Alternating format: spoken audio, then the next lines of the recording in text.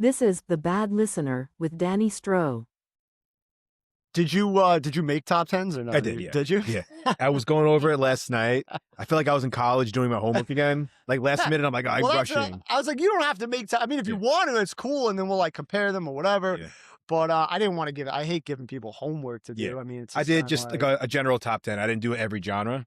Okay. Okay. Yeah. All right. I did have a bunch that I was like torn on, so I probably have top 5s of most genres, but I have the full top 10 of just altogether. Okay. Yeah, I try to do. I kind of gauge it by how many albums there were that I liked in each genre. Stuff, you know, like with hip hop, I feel like it can go on forever. But I mean, I can nail down a top 10. Mm-hmm. I mean, the spots aren't even that like permanent. Like obviously, you know, you're into an album this week, you're into another one. Mm-hmm. That you know, it could change. Obviously, mm-hmm. You know, it's not like a permanent thing. You know, go back 5 years from now, I'll have a whole new top 10 probably. But at least it's like a jumping off point for people who don't know where to start. Yeah. I feel like genres every year have like highs and lows. Like certain years, it was like this year was kind of a little bit of a down year for country, I would say. Really? There was a couple good albums, but I don't think there were the past couple of years, there were better years for country, but there are a bunch of albums that I really like this year. I mean, like the way I always, I look at it, like with country and hip hop, it's super easy for me to make the top 10s. I could probably make a top 20. Mm-hmm. But right now, like with rock, like, yeah, I can't like do anything tough, really. Yeah. I mean, like metal, I can come up with a top 10. Yeah. There's like enough metal. It's not like there's a lot there, like an abundance there, but I can come up with a top 10. But with rock, it's just, I can't. No. The rock that's there right now is just so hard for me to get into. It's just, it's such a different sound. It's like the old rock and roll sound is completely gone now, and they're going in a crazy direction with it. And you'll be lucky if, you know, you get one. So I kind of just made a top 10 of rock albums that like I know people have talked about and liked, and you know, people can kind of decide for themselves, I guess. Well, how should we do this? So you have a top 10 overall, yeah. Okay. Why don't we go into one of your genres? We can go over that. Okay, sure. Yeah, that sounds good. You have a genre you want to start with or no? No.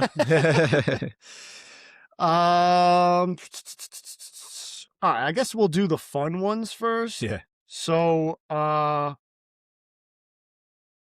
no, am I missing one? Oh no, here it is. So, who did you have for hip hop? So my number one hip hop album was Clipse. That's such an easy one. I was gonna say. I mean, I think it's everyone's top album. I think it has to be, right? Yes. I mean, it was so good. It was so good in every way. I mean, like it's funny because I still talk to people that even know Clipse came out with an album. I'm like, come on. Yeah. Man. But how'd you not know? It was easily the best hip hop album of the year. Yeah. I mean, I definitely thought so. I mean, it's hard to pin anything against it and say it was better, but Pharrell's production was just so good. Oh yeah. This came out and it'll remind you how good he is. Oh, of course. And it's like the sound, and you know what's funny? Like there's so many people who are, you know, not thinking it was going to be that great because they had been, you know, not working together for so long. And, you know, listen, I think it was, I don't know if it was their best album, but it was definitely up there as one of their best. I mean, like they really nailed it. The sound was amazing. The production was amazing. I thought everything was put together very well. I don't think there's a bad track on it. Yeah, honestly, I think you listen to that album from front to back and just not skip anything. Like, you know what I mean? Oh, the features are great. The feature, I mean, that list, Tyler, everyone's on it. Yeah. Everybody's on it. It was great features, great overall production.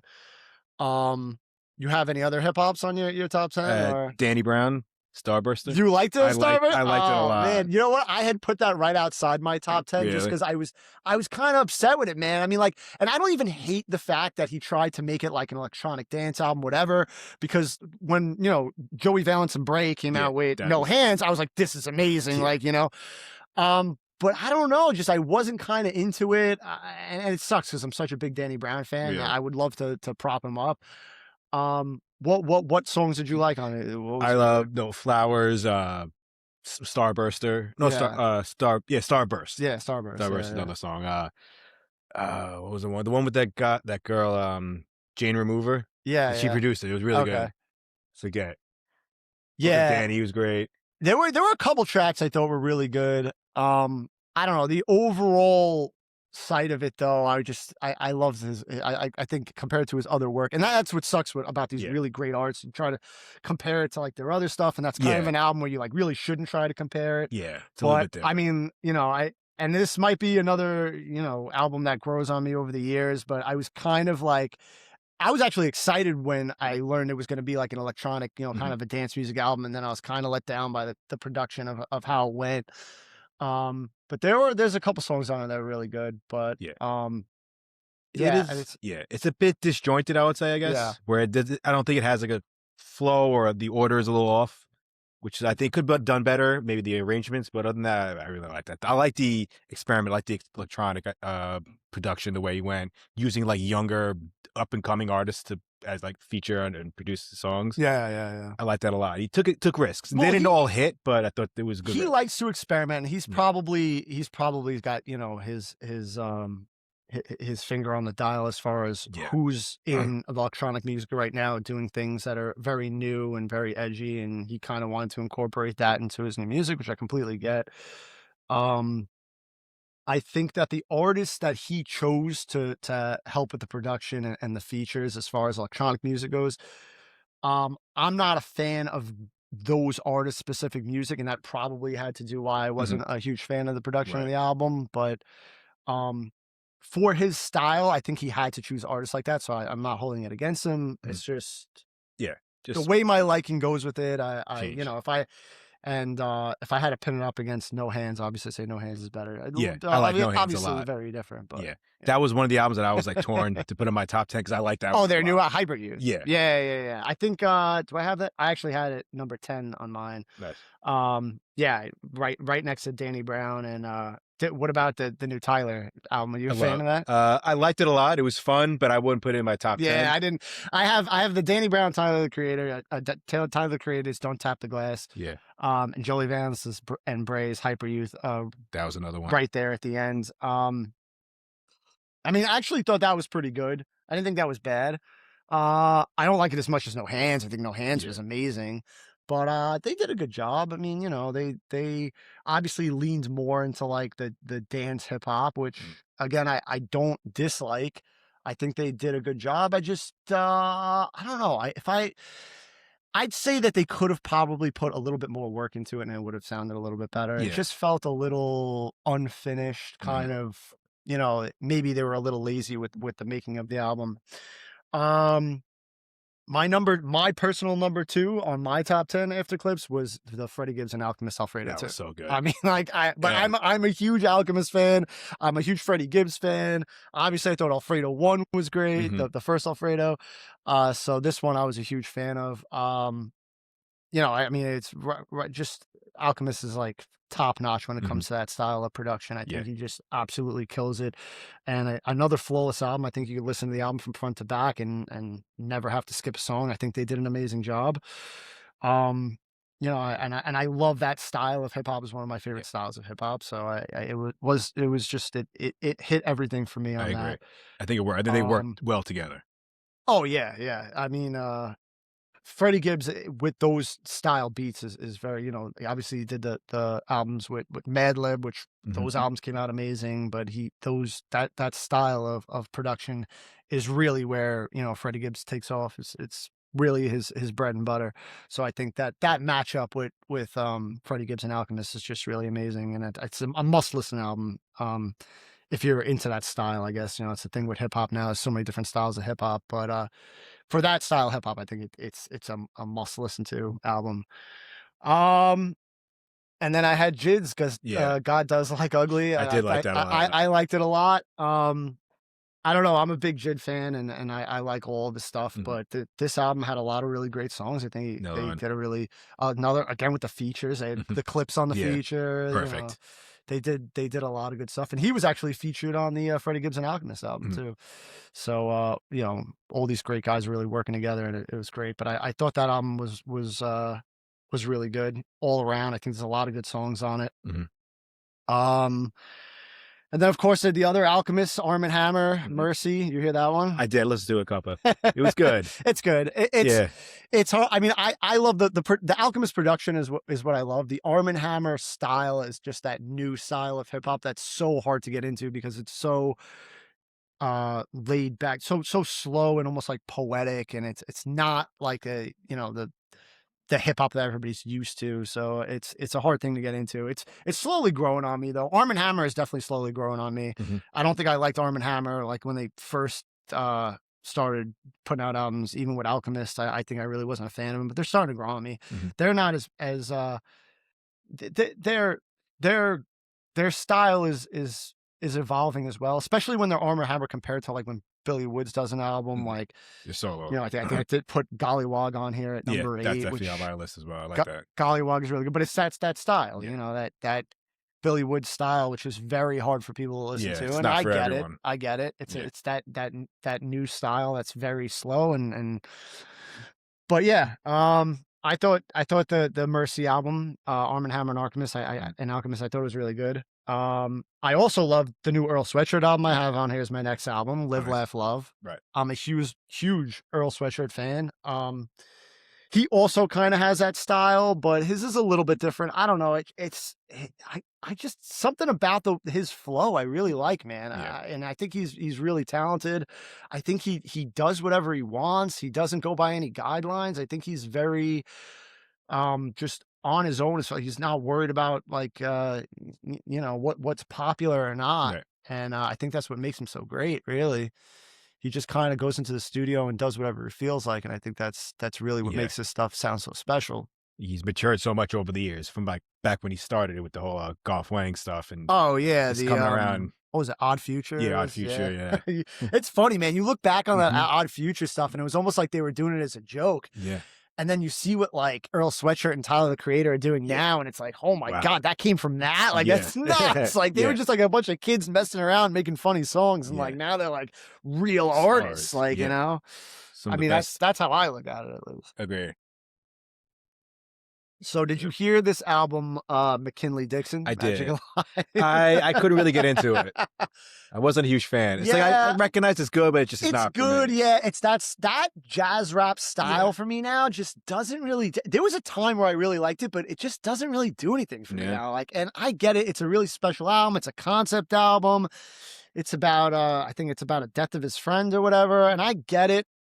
And it's good. And it's like, if you're a jazz rap guy, that's probably going to be your number one, I'd imagine. I mean, I know Rate Your Music had it as like almost the album of the year. It was really highly rated by a lot of critics. It was tied with a couple other albums we'll get into. But people really loved it. And I think it's good. I don't think it's bad. It's just that style for me is hard. So that's why I have it down at, what do I have down at number 6? Yeah. Okay, so it's still pretty high. Yeah, it's still pretty high. But I mean, like I said, you could move these numbers around. Doesn't really mean that much. I mean, like, so I don't know if you're a big Aesop Rock fan. Not the biggest. No, I love Aesop Rock. And he came out with 2 albums this year, Black Hole Superette and I Heard It's a Mess. Both I thought were great, but I think every album he does is great. He's one of those guys where it's like, he puts out solid albums every time. I love his style, but like, none of them are like these unbelievable albums. They're just really great. Like, what you're getting. You're getting a great Aesop Rock album every time he comes out with an album. And he'll switch up the concepts every now and then, but I mean, I can listen to Aesop Rock all day. I'm a huge fan of his. So I have him up there. I could have put him above the McKinley Dixon album. I just felt bad knowing that McKinley Dixon put out such a great album that I couldn't rightly appreciate, but fair. Then like I said, I got Billy Woods' Golliwog.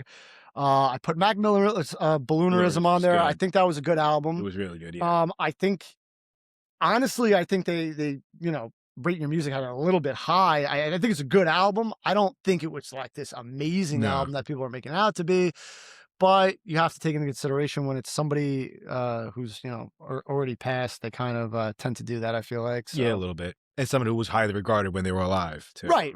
Listen, I think I'm a huge Mac Miller fan, and I love a bunch of songs on it, but it's a long album, and I don't think it's amazing stuff. These are probably all songs that didn't make other albums or that he didn't finish making. Things that were in the vault and probably could have used a little more time.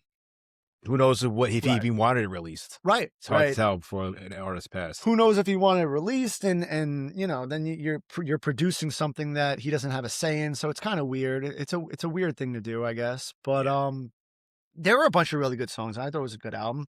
Then, like I said, the other three we already talked about: Joey Valence and Brae's Hyperyouth, Tyler the Creator's Don't Tap the Glass, and Danny Brown's Stardust. What am I missing from you? What do you got? Anything? For hip hop wise, I think we covered most of it. I mean, like, I think I actually have a bunch of others that I wrote down, but because like I said, there was just to give credit to these guys, because the hip hop world right now, I think is exploding with really a lot of good music. Yeah. Navy Blues, The Sword and the Soaring. Okay. John Michael and Anthony Jones' Ego Trip. Preservation and Gabe Nandez. Sortilege. I don't know how you say that word, but that was also another really great. Mike Showbiz. Oh, that's an album, yeah. That was a good one. Rap Ferreira's The Night Green Side of It. De La Soul's Cabin in the Sky. So Z Looper's Dolly Ain't Dead. Saba and No ID from the Private Collection. Open Mike Eagle Neighborhood Gods Unlimited. West Side Gun Heels Have Eyes 2. Blue and August Fanone's 40. Boldy James and Nicholas Craven Late to My Own Funeral. Criminally and the Criminally Attached album. He had 2 albums this year. Boldy James and Nicholas Craven. Mike and Tony Seltzer's Pinball 2. Rome Streets and Conductor Williams' Train Spotting. Mavi's The Pilot. And then Hit Boy and Alchemist's Goldfish, which I thought was a pretty good album too. But solid. Yeah, so. I would add Dave, the boy you played the harp. Oh, yes. That was a really I actually good did album. hear that album too. Yeah, I like that a lot. I probably just forgot to write that one down. But yeah, that's So is that guy from London? Where Yeah. is he from? He is, right? Yeah, he has the heavy accent. Yes, here, yes, yes. He has that London flow, I guess. Yeah. Yeah, so solid year for hip hop. Yeah, absolutely. as always is. It was funny. They said it's the first year since like the 80s that hip hop hasn't had like a charting song. Even though there was so many great hip hop albums, it just wasn't like but that's huge hit. That's because you're talking about like Grammys. Like, Yeah. they're never gonna recognize any of the great artists doing any of the great things, because the whole popularity industry contest. It's a popularity contest. Whose song got played the most on the radio? Who controls the radio? What record labels are paying radio? It's ridiculous. It's a whole big money thing, and it's never the best songs. When Tyler the Creator won one for Igor, I thought it was amazing, because I didn't even think he would be on the radar for that type of stuff. Because in my opinion, I'm like, did they even play his stuff anywhere on the radio? But I was happy about that, I guess. All right, let's go into another big genre. Let's go into country. Perfect. What was your top country album of the year? Let's see. I was torn between a couple. I went with Tyler Childers. Okay. Snipe Hunter. Yeah. I liked it a lot. It grew on me. And when I first heard it, I'm like, it's good, but I wasn't blown away. The more I listened to it, I got into it more and more and more. And now I really, really like it. Listen, it's my favorite. People like attack this album as like one of his worst albums, which is crazy. And I think maybe because it's not really like a serious album. Like a lot of his albums are deep and very serious. And it kind of like, which was cool. He kind of like made this album just like messing around and doing like fun songs that were like, I guess, I don't know. Listen, I thought almost every song on that album was great. Yeah. Like you can listen to that whole album, and every time, because usually when I start to listen to albums, I'll listen to a couple of songs, and if I like those, I'll listen to a couple more, and then I'll listen to a couple more. Like I kind of like progress through the album as much as how I like the songs that I hear from it. And like I think by the time I was listening to the whole album, this whole album is amazing. I think he did an amazing job with it.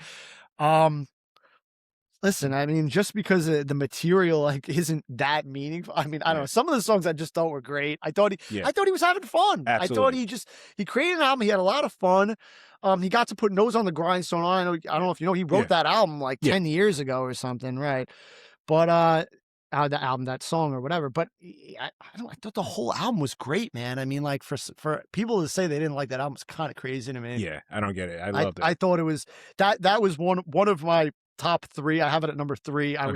My top 3. Any one of these 3 could have been number 1, honestly. But for me, I don't even know if you heard this album. I might have caught it just by whatever. Dylan Gossett's Westward, dude. You gotta hear this album.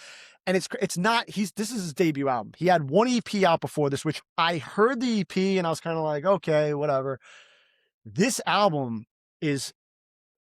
For a first album, it's phenomenal. I mean, it's beautifully written music, really beautifully written music.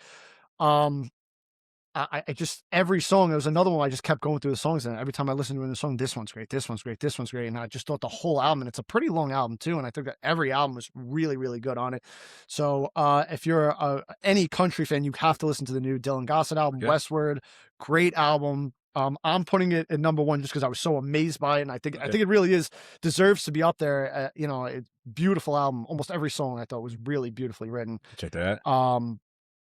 Yeah, it was, you know, I got those old vibes I had when I listened to Zach Bryan's American Heartbreak. Like, you know, I remember finding out about Zach Bryan, listening to American Heartbreak, and I'm like, oh my God, this guy's great. And then I was like, I kind of got that same vibe with this. I'm like, oh no, I'm like, this guy could be the next big thing, you know? Mm-hmm. So you got to check that out.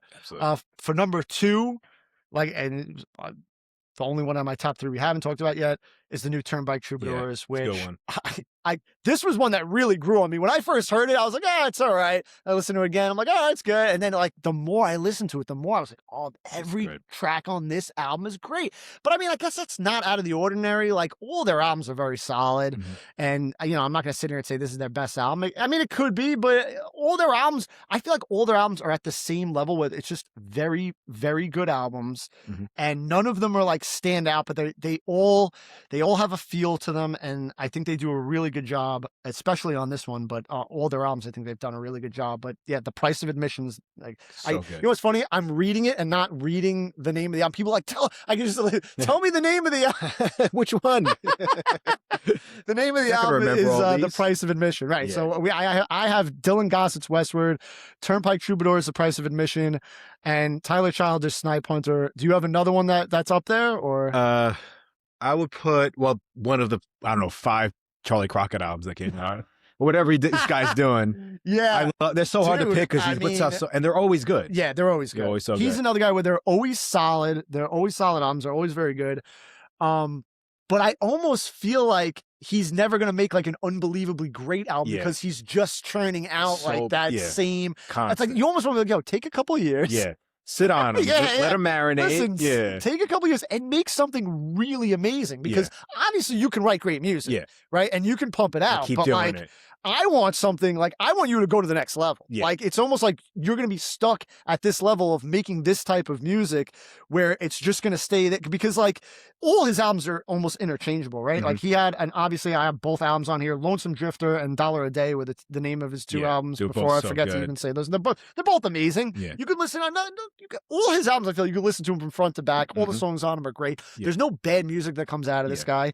But I want him to take this to the next level. I want him. I can go 2 or 3 years without a Charlie Crockett album for that amazing masterpiece that he can probably put together if he slows down a little bit. Instead of the multiple albums, to get all the best songs. 2 or 3 albums a year. It's crazy. I think in a couple years he's got, I think 15 or 17 now. It's so much. It's great. I mean, it's great. It's great that he's prolific, but right. It's great that like, all right, another new Charlie Crockett album. Great. I get to listen to another Charlie Crockett album, but like.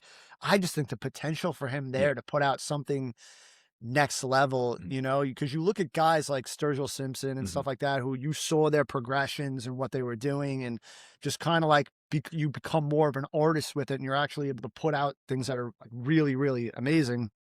Jason Isbell, another one. That's another one. As I was going to say, that's my number 4. Yeah.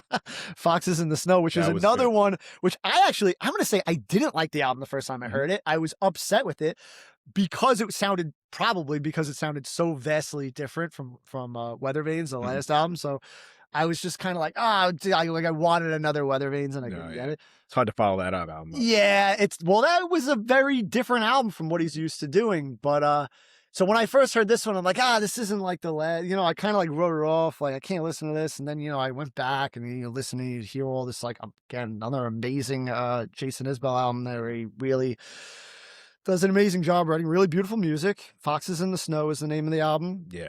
Everyone's got to listen to it. It's, you know, another work of art for him, I think. I think he did a really good job. Another one where I think is no bad songs on the album. I think you could probably listen to it from front to back, and it's just really amazing. What else you got? You got anything else? For country, no, that was kind of it. I had Jason Isbell on my list too. But outside of that, that was kind of it. Do you? It was tough. So I fell behind on country this year. I missed a bunch of great ones. I know there's a couple artists that I kept getting told like, "Oh, check this guy out," and I just it slipped. Okay. Yeah, 'Cause name I I was kept gonna hearing. say the Colter Wall album was Yeah, really good. That that's was my one. next one. Colter Wall, Zach Top's another one that Zach I Top's just nice. hasn't gotten into it yet. Oh, like you haven't really listened to Yeah, it, not or yet. oh, okay. Yeah, you should listen to both those I albums. hear great things. Yeah, they were both really great albums. I think Colter Wall did a really great job with his. Zach Top's was good. I don't know if it was better than his first one, but it was a good album. I enjoyed it. I thought it was great. I got it at number 8, right Okay. after the Charlie Crockett's. I had Colter Wall's Memories and Empties at 5. Zach Top's Ain't In It For My Health at 8. I had this guy. You hear this guy, Jesse Wells? Yes. Oh yeah, he's kind of a folk country artist. Yeah, he does like a folk style of country or whatever, and he had that album. He actually had, I think he had 2 albums out this year, but one of them was kind of more just folk, and this one was kind of more country. This one was Middle. Okay. But Middle was a really good one. I liked a lot of good songs on that. And Rustin Kelly's Pale Through the Window, which he's also kind of more of like a singer-songwriter type of folk country type of guy. But I thought his album was really good too. I think he did a really good job with that. Yeah, I don't want to touch your. Oh, yeah. You want No to problem. set yourself up? Appreciate it. But yeah, I thought it was a great year for country. I don't know. It was a lot of albums I liked. I probably could have found out a bunch more. Yeah. Yes, you did. But yeah, I don't know. I thought it was really great. Like I said, Dylan Gossett's Westward. Check that album out. I'm gonna post a list on the thing. So if anyone wants to actually read off all the things, I'll have them in the description on the videos. Dylan Gossett's Westward, Turnpike Troubadours, The Price of Admission, Tyler Childers' Snipe Hunter, Jason Isbell's Foxes in the Snow, Colter Wall's Memories and Empties, both Charlie Crockett albums, Lonesome Drifter and Dollar for a Day, Zach Top's Ain't In It For My Health, Jesse Wells' Middle, and Rustin Kelly's Pale Through the Window. All great albums. All right, we'll go in this direction. What do you got for metal? All right, so I got a bunch. So my favorite album of the year was a metal album. It was Steph Heaven's Lonely People with Power. It's the one I just kept going back to. Yeah. I loved it. It's so heavy. It's a return to form after they were kind of going in the more shoegazy direction, and they were not abandoning, but they were lessening the black metal sound. Right. As they went back to it, it's lyrically, it's so good. Musically, they're just on top. It was so good. I liked the themes of just like power, which I feel like you can really apply to modern times, like with like relationships or politics or just anything. Yeah, they nailed it. Yeah, it's a really great album. I bought it on vinyl. It's amazing. I mean, they're one of they're one of these true, artists when it comes to doing what they're doing. They've really like kind of mastered something that nobody else has really tapped into yet. Yeah. So they kind of like paved the way in that genre, and they've just done an amazing job at it. But the thing about metal is it's the genres, man. It's going to be a hard genre for people to get into, right? It is, yeah, especially now. And like, as much as I love the album, like I can't put it above Deftones' Private Music just because I'm such a big Deftones fan, and that genre of music to me is like the top genre of metal music, and they nailed it again. I thought Private Music was a great album. So that was my number 2. Yeah, I mean, has to be. I feel like it is the number 1 and 2 for metal in general, but there are going to be people who can't listen to Def Heaven, which I completely understand. It's hard, It's very hard for me to get into Def Heaven. It took me a while to get into Def Heaven, but like that's why like my top 5. So my top 5, like my number 2 is the Callous Cowboys album. That was a great album. I thought that was a great album. I liked it a lot. Yeah. The name of the album is I Don't Want to See You in Heaven. I mean, I thought they did an amazing job. I thought they changed direction from their genre of like how they were making music in their other couple albums. I thought they did a really good job. I don't think they really sold out, as people want to say, like kind of like sold out their sound, but I think they kind of nailed their change of genre. I think they did a really good job. I would say Callous Cowboys, anyone who's into any type, I guess, like metalcore, alternative metal type of music, I think they did a really good job. And then like, so this is where I go, like I have to go for my genre, and I had to go into Thornhill's Bodies. I thought it was an amazing album. Did you hear that one? No, I did not. Oh man. So Thornhill is they're a band that they have a few albums out, but they're that like alternative metal sound. And their new album was really good, but like it follows that like along the lines of like Deftones type sound. But I think they did a really good job. Their new album is Bodies, and then there's another album bands with their self-titled album Bleed, which is the same genre, that same alternative metal genre, which I think they also did a really good job. And it's funny when people like say like, oh, they suck because they sound too much like Deftones. I'm like, they sound too much like one of the greatest metal bands of all time. Like, I don't know. I'm like, I'll take more of it. I don't care. Like, I just think it's a funny excuse to say that like people don't like the music because it sounds like great music. It's like, okay, all right, whatever. I mean, listen, everybody's influenced by somebody else. Yeah. And maybe they're like, listen, I want to do something that sounds as similar to Deftones as possible. And they got pretty close, and I think it's a good album. I think it's something you can put on, you know? I mean, like, if I put on the album and told you it was Deftones, I mean, I guess because it's not Chino Moreno, you would know, but like, you'd be like, oh, it does sound like a Deftones, you know what I mean? Like, they did a good job. I don't know. I don't hate it for that. I love it. Another one I have on here is Coroner's Dissonance Theory. That was a really good, which is crazy because they haven't been an album in like 30 years. They were just one of those old legendary bands that just came out of nowhere. When I saw it come out, I'm like, is this like one of those archival releases that they never like released or something? This band got backed. I'm like, how old are these guys? I'd never heard of them, and then they have a new album. You had never know. I knew about them. I didn't know that. Yeah, I knew of their albums from the 90s, and that's when I saw the name. I'm like, is it? At first, I was like, maybe it's a different band with the same name or something. I mean, this can't be the same Coroner. Like, they're bad. Crazy, man. I mean, and an amazing album at that. You know, I mean, that album did a really good job. It was, you know, just that sound. I guess it's kind of like the thrash groove metal kind of like it's an old school sound, but it's good. I thought they did a really good job. I think the whole album is really good.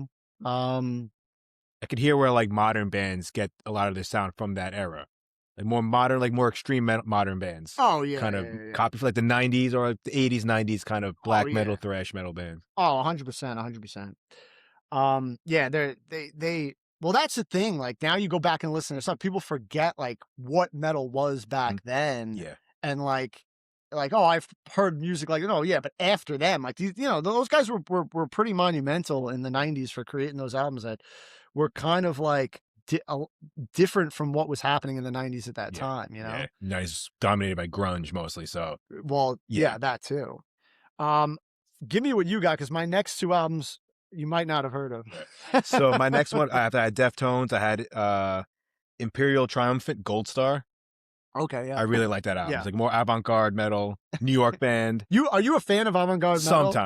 Sometimes. I can't, like, and I see that avant-garde, I'm like, I can't even listen to it was tough, but I like this one a lot. It's super tough to listen Sometimes, to. It's really hit or miss for me. It's so like experimental noise type stuff, and I just like, it's like too much for me sometimes. I don't know. I mean, there's sometimes they label something avant-garde metal and I think it's good, but because I think I can't remember what band, but there's some bands that I listen to where some of the stuff they'll say it's avant-garde metal. Imperial Triumphant's good. I don't know, that whole genre for me, I didn't even put them on. I know that's a huge album that everybody loved. Yeah, I liked it a lot. And if you're into like that you know, death metal, black metal, avant-garde metal, I think that's definitely one of the best albums of the year for that genre specifically. And then I also had Agriculture. Wow, Sound. you did it. That was one of my next albums. Nice, that's a good album, right? Great. And that only came out in like October, and like I came across, I'm like, what is this album?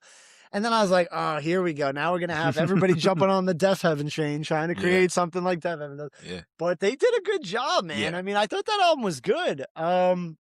Yeah, I mean, that's some true art right there. Those guys did a really good job. Another band that takes like the genre and just switches it up a little bit. It's not it's black metal, but they kind of go a little jazzy, that little jazz breakdowns. Yeah, they do the whole shoegaze thing. They do the whole you know, their sound was, the way they constructed their songs was just very different to me. I thought they did something that was very new, and I think they also have like the male and female vocalists, so that kind of like makes it a little bit different. But I think they did a really good job with that album. I was surprised you had that on and hear it. So the other band that I had on it, did you hear this band Bon? No. I think that I know it's like I'm pretty sure it's Korean band. They had an album called Newman, Mhm. and they kind of did like a similar style of that, agriculture and Deaf Heaven thing. But they did a really good job, I thought too. So you gotta check out that Baan is the name of the band. Okay. Newman is the name of the album. Neumann. Yeah, that was a pretty good album too. You should check that one out. Then I had the new Paradise Lost album. I thought was really good. Then this other band, Grey Haven. Have you ever heard of this band, Grey Haven? No. So I thought I had heard of them before, and I thought they were a different. I'm not sure. Maybe they're changing genres up on this new last album, but it's kind of like a metalcore album that I think they did a really good job with. I think that it's similar to the Calistal Boys. I think they used to do stuff that was a little bit, if I'm remembering correctly, a little bit more experimental or avant-garde, and now they kind of like dialed it back and went a little bit more straight metalcore with it. But that was a really good album. You got to check that out. Keep It Quiet is the name of the album by Grey Haven. Okay. I have this band I never really listened to, but everyone was telling me I had to listen to this new album by them, Blut As Nord. Okay, yeah, I've heard that Ethereal album. Horizons. Yeah. It was It's actually a good album. Yeah, it's I pretty really solid. liked it. Yeah. It was weird. I had the same thing. I had never heard of it, and I was like, it sounded like it's gonna be like some German industrial. No, weird it's not stuff. though. It's not. No. It's actually really beautiful music. They actually do a really good job. Yeah, I was surprised. So I kind of surprised myself with that one, but that was another. I mean, now we're going into like 11 because I think I did 15. Yeah. Whatever. I had the new Between the Buried and Me. I'm always a huge Between the Buried and Me fan. The Blue Nowhere, another great album. They're again another band that just can't. Yeah, another band that never puts out a bad album. You can probably listen to any of their albums; they're all amazing. Mhm. Did you listen to the Dead Guy album? Dead Guy, yes. It's like more hardcore than. Yeah, so they're like the mathcore metalcore band. Yeah. Like, so apparently, like they were one of the bands. I don't know if you listen to their old stuff back from like the 90s. I think they were big. So they were like one of the starter, like people like for the mathcore genre. They were like the ones who kind of started it. Like they say, like Dillinger kind of got their stuff from them and stuff like that. Like they were one of like the same scene. Yeah, it's their stuff is good. I mean, it's different, but it's good. I thought it was a good album. Acacia Strain had a new album. You Are Safe from God Here. I thought that was a pretty good album. Testament had a new album. Parabellum. I thought that was a pretty good album. Anything I missed? Anything else? I would add Whitechapel's album. I think it was like Sounds of Dissonance. Yes, I liked it a lot. I did listen to a few stuff from that. That's not a bad album. That was pretty good. Solid. If you like the genre, it's like they were deathcore, but they went more towards like more metalcore or. I was gonna say thrash. They started changing their sound. Yeah, absolutely. Yeah. They left that genre. Yeah. I was gonna say I used to actually really like deathcore, and now like I don't know, I can't really listen to deathcore anymore. I feel like genre gets stale very quick. It's like all kind of starts to sound the same and gets kind of boring. I don't know. Yeah. I feel like when it misses bad. Yeah. It was like a very hard genre to nail, like you know. It's a fine line between like good deathcore and just cheesy. And just yeah. pounding and it's Yeah, it's hard. It's hard doing that genre and doing something like really, amazing with it. I feel like. Agreed. Like I said, I put together a top 10 for rock, but I'll be honest with you, rock and roll is in a bad place if you ask me. It's tough. I got a handful, but it's even if you want to call it like in the rock, I guess it's hard to put them in one genre. So-called rock. We'll talk about the so-called. So the three albums that were like basically almost tied at number one for RateYourMusic.com, which is, they do thousands and hundreds of thousands of votes. Ratings, votes, but ratings for albums from, people from all around every genre, every album. They had the three albums that were up there. It was Deaf Heaven's Lonely People with Power. And I believe one of them was the McKinley Dixon album. And then the other one was Geese Getting Killed. I can't get into it, man. I tried. I don't get the hype. It was good. Listen, I actually like it. I think it's a good album. Do I think it's the best album of the year? The hype they get, no, it's insane. Listen, I've listened to the whole album front to back a couple times, at least 5 times, 6 times. I think it's a good album. I don't think it's bad. I think I think they did a good job. I like it. I don't think it's the best album of the year. Yeah. But in all honesty, in the rock and roll genre, it might be the best album. Yeah, I don't know how many. True. Well, okay. No, I'm looking at my list now. Now I know you're a big. What are you going to say? The Viagra Boys. I album, love right? that. I love that album so much. I can't get into that genre. No, oh, I man. can't get into the dance punk genre. I can't do that. I don't know, man. Like that genre is very hard for me. Like whatever it is, and maybe it'll grow on me over time. But that genre, every time I listen to it, I'm like, you're messing with like I don't know. Maybe it's because I'm too big of like a dance music fan. So like when you like mix genres like that, like that's almost like what I feel with like jazz, like the hip hop jazz genre. Like I'm a big jazz fan. I can sit and listen to a great jazz album all day. But then when you add hip hop and jazz, I'm like, you're taking two great things and like you just can't. You're muddying the waters here. Like I just don't like. It bothers me. It sounds good on paper, but it doesn't really work. Yeah, it's like I don't know. It's like you want to add two great things, and I guess listen, if it probably sounds really good, and like listen, maybe I'll get into dance punk, but as right now, I can't get into that genre. But was that your number one? For rock, yeah, I would say it for rock. Right. So that, and then I also had the Hives Forever, the Hives. Right, that actually wasn't a bad album. I don't even have that on here. It's more like garage punk, I guess you would call it, which is guys something to put in the rock. Yeah, I think what do they say? It's like garage rock revival, right? It's kind of what they call it, right? It's like if you like the Hives, it's a Hives album. Yeah, they don't change. Yeah, I was gonna say their sound is always the same. They're solid. They've always been solid.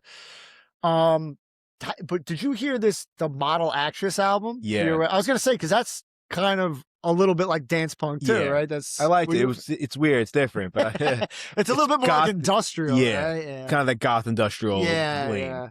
It's interesting. And then I also had I guess you could put it in Rock's Turnstiles album. I liked it a lot. Did you? You like that? I liked it. Oh, it's man, I couldn't. Not as good, but I did like it. Apparently, it's the Grammy Award winner for metal somehow. I couldn't believe that. Even they looked like they were like, I guess we're metal bands now. Because I don't. Yeah. Yeah, I mean, it's funny that I didn't know that. I didn't watch the Grammys or anything. So they don't air the rock albums, so I just saw it on like Instagram that the Turnstile one. I think best rock. The rock. Yeah, they do like the earlier, which is like the rock and jazz and all those ones, the ones with the smaller genres. And so like metal doesn't make. They don't make the main broadcast. Okay. Yeah. So Turnstile one for that. Spirit Box, I like that album. That was I can't do that. It was nominated, but they didn't win. Oh really? Yeah. Okay. Wow, that's funny. Strange. They had they won metal because it's just so obvious they don't even care about the genre. Oh yeah. So, like we're just gonna pick some heavy band that's popular. Not even heavy band. Well, I guess now, I mean, like they'd be right in the terms where like you can't really make, or at least they don't even try to make money off the genre anymore. No, I mean, in the 90s they did, obviously, when you had like the whole new metal scene and all that. But after 2000, I think they kind of like gave up on it because it's like, besides for like the college station, you can't even really listen to metal on the radio anymore, right? Yeah. I mean, besides college, I was gonna say WSOU, that's about it. But that's a college station. Yeah, that's only local to us. Right. I can't even think of a rock station, let alone metal. Maybe didn't they bring K-Rock back for a little while, and then they left again? Yeah, I think it's just a talk station. I don't even know what it is anymore. Oh, I have no idea. Yeah, somebody told me they were bringing it back. I mean, I wasn't going to listen to it anyway, but somebody told me they were bringing it back, so I thought it came back. And they tried, and again, it just failed. Oh god, yeah. The radio in general is just no one listens anymore. Well, but you have to imagine that WSOU is pretty successful. Yeah, I mean, they get a lot of listeners.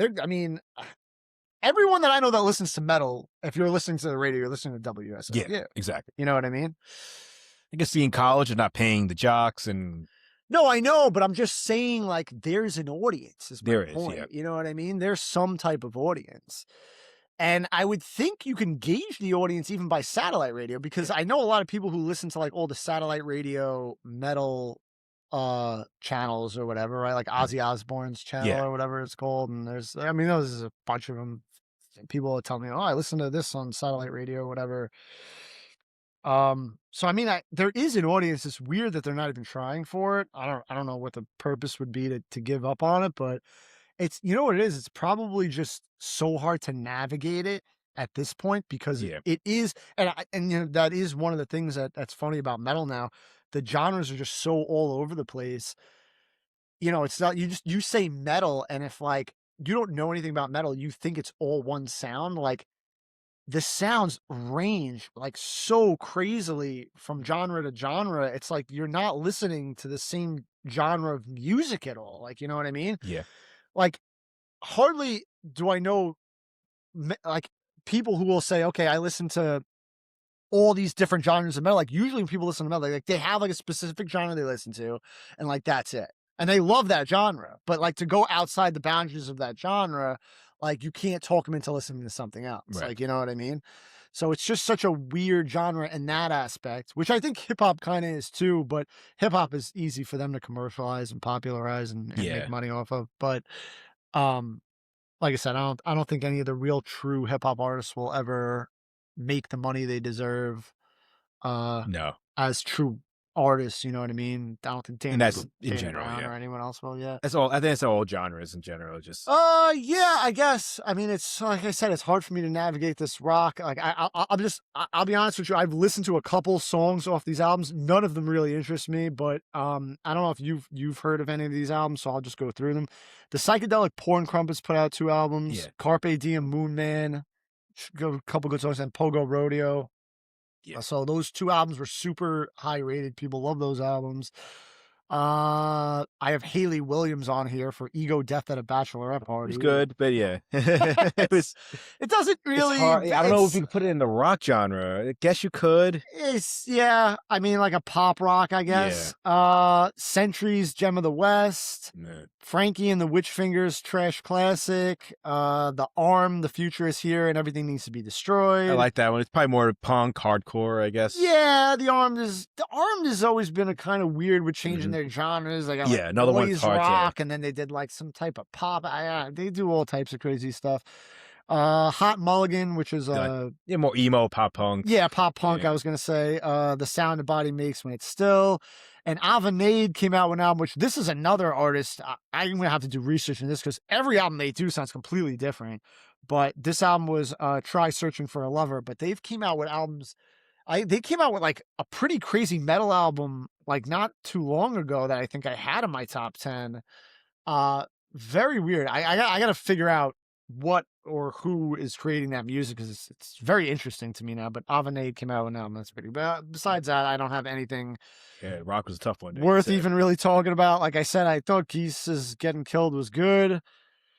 Wouldn't put it. I mean, like I said, it might be for me the best rock album of the year, but I don't even think it comes close to best album overall of the year. It's just where they wanted to put it. I mean, every critic seems to just think it's like the second coming of Jesus. It's crazy. It's crazy. I don't get it, and I'm like, I don't hate it, but I'm like, I don't the hype. It almost makes me hate it more. Right. No, that's the thing. It's like you're almost like pissed off at how much people like this. Like, why? Like, it's not even like I've tried. You know what's funny? Like, I try to think of it like if it wasn't even on anything and I just found it randomly and listened to it, it'd be like, oh, like this is a pretty good, like, you know, but like the fact that people are like drooling over it makes me like, come on, like, let's stop this. It's not that amazing. It's great. It's a good album, but it's not the best album of the year. Come on. Agreed. And then I combine electronic dance and R&B just because those genres are so intertwined. I feel like in these days, it's hard to separate them. Like a lot of them fall into both genres. Like a lot of the R&B albums now are trying to be like dance albums. And then like as far as electronic goes, a lot of electronic albums are dance albums anyway. The only one obviously that's not, and that might be one of the greatest electronic albums. No, I mean another true artist. I don't know if you ever heard of this guy, One O Tricks Point Never. Yes, I've heard of it. I didn't listen to the album, but I've heard the name. Yeah, so they went crazy over the albums. He puts out a lot of great albums. It's very hard to get into. You have to really be into electronic music. It's not dance music. He does a lot of scores to movies and stuff like that. Like he did the score to Uncut Gems. Yeah. And that was actually how he met The Weeknd, and then they wound up collaborating on a few songs together. But he does a lot of scores and stuff like that. He's very hard music to get into, but he makes a lot of really beautiful music if you can get into his genre, his niche. He's really a true artist. Rochelle Jordan's Through the Wall, I thought was an amazing album. FKA Twigs came out with Eusexua, and Eusexua's Afterglow. Both I thought were amazing. The Afterglow, probably a little bit better because it was a little bit more dance music to it, but both albums were great. This girl Nina Geraci, I think is how you see hear this. Yeah. The I Love My Computer album. Listen, I'd give it to her. She did something different. It's crazy. It's not like my favorite sound, but it's something different. And I think she did a good job. I like it. I like it a lot. Jay Stevens is Total Sellout. Blawan's Sick Elixir, which is, again, you got to really be into, an experimental electronic music, but I think he did a really good job with that album.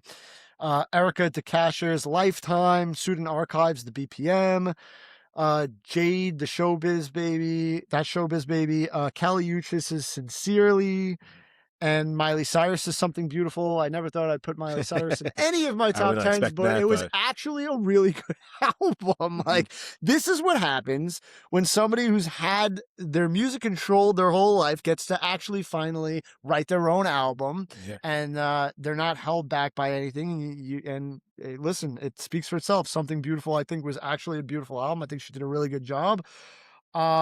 Like I said, I never thought I'd be saying this, but if you sit and listen to that album and compare it to her other garbage, it's really amazing. It's by far her best album, in my opinion. It's actually like true art. So,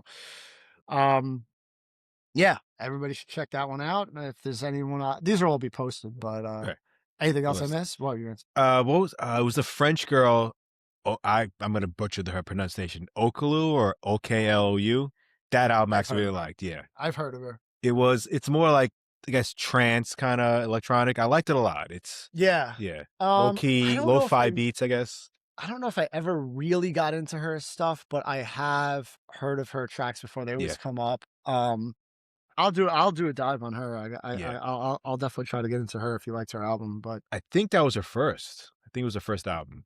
It was the first I ever heard. Yeah. Well, usually when it comes to like electronic music and dance music and stuff, they'll put out like singles and EPs for years before they actually like put together a full album. You know what I mean? Okay. Just because in that genre, you can get a lot of popularity and make a lot of money without actually having to put out an album. Mm-hmm. So it's easier to just put something, like write something great, release it, and then it becomes big through like the dance music scene with like DJs using it and stuff like that. Like, so, she's definitely been around for at least 3 or 4 years. I want to say, putting out singles and stuff like that. Okay. But some people never like, I know artists will never put out a full album. They'll just keep putting out songs their entire life, without actually making a full album, just because, what's the point type of thing. Right. Especially because I think a lot of people are like, well, you're not really selling albums anymore anyway. It's all like Spotify and everything. Mm-hmm. So how much money am I making on an album where now I have to put together an engineer and a producer and get someone to master and blah, blah, blah, blah. It becomes like a whole big thing for what? Like, you know what I mean? So I think that's kind of how people look at it. But I think the change in people buying more vinyl now is kind of swaying a lot of these electronic and dance music artists to actually come out with albums. Mm-hmm. So kind of like maybe make a little bit more money on it, but I don't know. I guess we'll see. It's hard. I haven't had a real artist on the show yet, so I can't. just the critics. just people who just sit and listen to it. Yeah, listen and not really know that much, but like to talk about it. That's what the point is. You know what I bet they do? What I would have done. Yeah, these guys totally screwed up. Oh man. So that was it. That was 2025. I think we covered I think so. every album. Most genres, yeah. Most genres. Yeah. And like I said, I'll post the list up there so I can go back, and I probably didn't even say half the names of the albums. I was literally thinking the same thing. Like, there's probably a bunch of albums I missed. I definitely missed that. But I mean, it is what it is. Listen, how many did we go through? Like 50? Yeah. Like, what are you going to do? Do a couple genres. Listen, the biggest music lover probably isn't going to go through all that anyway. No. Like, you know what I mean? It's a lot. It's a lot. It's a lot to go through. Yeah. But no, it's funny. I was going to say, I was a little humbled this year because, I've been doing the top 10s like way before I started this. Like, I don't know how many years ago, maybe 2017 I started. I don't know. But when I started doing them, every year people start asking for them. Be like, Yeah. oh, give me those top, like when is the top 10s going? Give me those top 10s, blah, blah, blah. This was the first year not one person asked me for it. Really? I swear to God. We were all waiting for the podcast. Like, oh, Danny's gonna cover it there. Yeah. Sure, we'll say that's what it is. Yeah. Yeah, we'll say when it gets 7 views, everybody. That was people were really waiting for That's that. 7 people asking But, though, and no one asked. maybe. I don't know. We'll see. Yeah. But yeah, I felt a little humbled. I was like, wow, nobody cares Damn. anymore. I That's don't what know. I was like, happens. did I screw it up last year? And no one liked your picks gave- last year. I gave a lot of bad picks. We were like, screw this I mean, guy. Doesn't know what no, it he's wasn't the talking about best year, anymore. but come on. You know what's funny? I do this every year. I couldn't even tell you any of the ones last year. Like, Yeah. it feels like a million years ago. Like, It you know what I does, mean? right? Well, it's because you listen to so much every year. Yeah. That it's like, now I'm supposed to remember what came out last year. Yeah, show me a list. I'm gonna remember all the stuff. But like, I couldn't even tell you what I made. Like the top one of each genre. I probably couldn't even tell you. Because last year's list was albums that came out 2 years ago at this point. Some of them could have been, yeah. Well, over a year ago. Yeah. Right. But I'm just saying, like, the amount of music I've listened to Yeah. in between that period is like, you can't, you know what I mean? Like, A lot of it falls through the cracks, and you forget albums that you loved in 2024 that you just forgot or about. 2023 or 2022 or Yeah. 2021 or Yeah. whatever it is. You know, I'm not, listen, I don't forget about you forget about the music, but it's not like I forget about it. Like, what is that? Like, you bring it up and be like, yeah, that was a great album, you know? Absolutely. But I think this makes it cool because you can go back and kind of like refresh yourself and be like, oh yeah, I forgot about that. Yeah. Let me put that on again. I forgot that was out Yeah. there, because it becomes like so much. And it's so funny how many people will like, oh, you do a music podcast. They're like, yeah. And I'm like, oh yeah, like, but you don't do new music, right? And I'm like, yeah, no, I do new music. I'll do whatever. I'll do all music too. But they're like, there's no good new music. I'm like, listen, I put out the top 10s every year. Like, just because you don't hear about it doesn't mean it's not out there. Yeah. Like, you know, I promise you it's there. Yeah. It's there. It's just, I guess it's just like you have to do work for it now. In a right? weird way, like, yeah. you kind of have to like do your research like anything else. Like, how badly do you want new music? Yeah. In a I'll weird gi- way. I'll give you all the keys to the kingdom, but you gotta look for yourself. Like, Yeah. you gotta find you know, Yeah.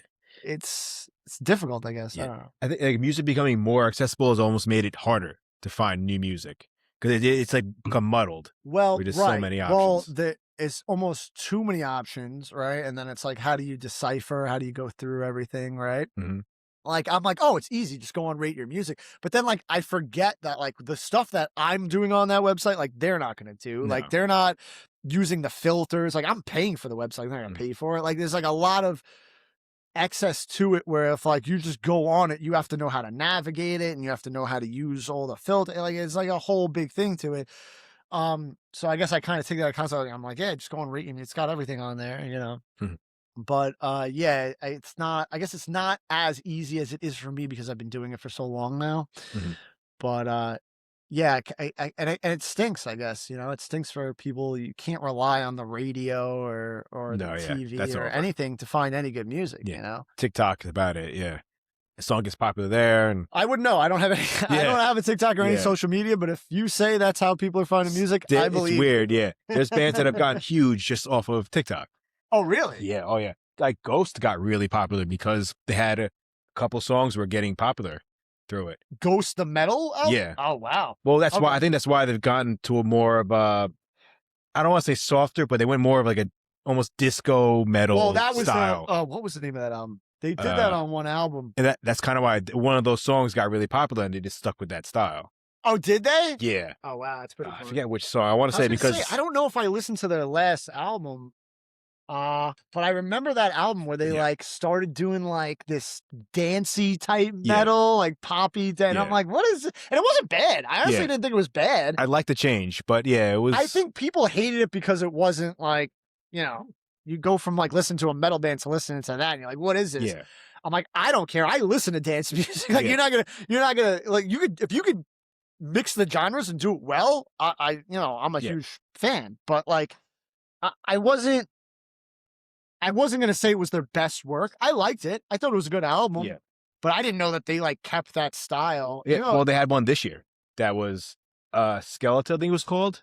okay. It's exactly, it's the same style. It was all right. I didn't love it. I mean, I didn't put it in my list, obviously. Yeah. But yeah, I think they kind of just embraced their fan base, I guess, in a weird way.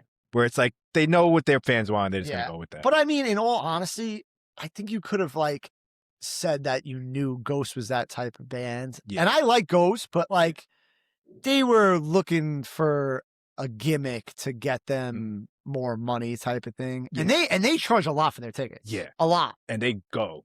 And I'm sure that they put on like a big display and it's like a huge theatrical performance. And that's you know what's funny? Me and my friend were talking about what is the name of the band? I can't even think of the name of the band. Whatever, it'll come to me. But it doesn't surprise me that they would say, okay, we got 1 million views on TikTok for the song. We're just gonna keep doing this because like you know what I mean? Because now like they're opening themselves up to new people to listen to their music and they get more fans and stuff like that is the way they say it. Like they're kind of like riding some type of wave where they can make more music this way. So, but they were always kind of like that. I felt like, yeah, like that was that type of band. Like they weren't in it to make art. They were in it to make something that people would pay a lot to listen to and make a lot of money on. Yeah. It's the big band, the big show. It's basically it. It's a show. And they wanted the music is accompanying their stage show. Was that band maybe Sleep Token? No, but that's basically the same idea. Is it really? Is that what they do? They're big. They're known for their live show. Yeah, but they don't do like a Ghost type of thing. Like Not Ghost, but it's like I was talking about a band from like the 90s and maybe even earlier. Or what the hell is the name of the band now? I can't remember the name of the band. But they would like wear costumes and do like the whole like, you know, spray fake blood into the crowd and all that. Not Rammstein or Guar or Guar. Oh yeah. I knew it started with a G and I couldn't think of it. Yeah, but that was like Guar wasn't in it for the music. The music was terrible. No, yeah. But they made a lot of money because they put on a show. Yeah. Like they put on this huge theatrical performance with everyone in costumes and demons and monsters come out and they spray the fake blood into the crowd. Yeah. People get it's like, what are we doing here? This isn't music anymore. Yeah, no. Put for the show. Yeah, literally, it's a play. It's a play. But I remember because like I used to see how big they were, and I'm like, oh, I gotta listen to their music. I'm like, this is terrible. I'm like, people are listening to this. I'm like, no. They're not known for their music. I can't name a Guar song, but I know the band. Yeah, everybody knows the band because they were huge for that. Like that was their thing. The over the top, the costumes and the show and the whole story behind everything. Oh yeah. The whole thing was, and they lean into it. They have fun. Oh yeah. I mean, that was I guess like. In a way, that's like your art, right? Yeah. Like that's your whatever, your masterpiece. Because it's not even like they were following a trend. No. They were kind of doing their own thing, but they just weren't. It wasn't like a complete like a music thing. It was like they wanted a whole performance thing. And I mean, I don't know the history behind the band. I don't know if there's one guy behind it or there's multiple people behind it. But I'll be honest with you.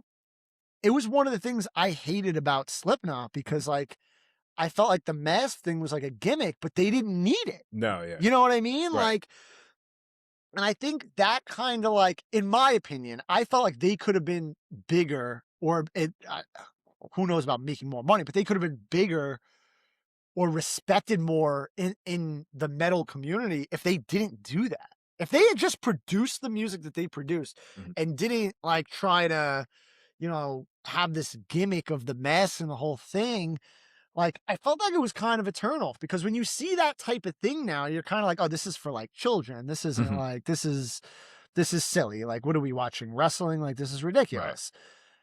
But their music was so good. And I think I didn't listen to them for a long time because I was obviously like, I was a huge fan of that genre. I was a huge fan of Korn and that era. Yeah. And you know what? I'll even say the same thing about Marilyn Manson. I think if Marilyn Manson didn't pull all of his gimmicks that he pulled, I would have been a fan much earlier on. But like when you see the type of stuff they're doing, like, oh, these people just want attention. Like they're not serious about making music.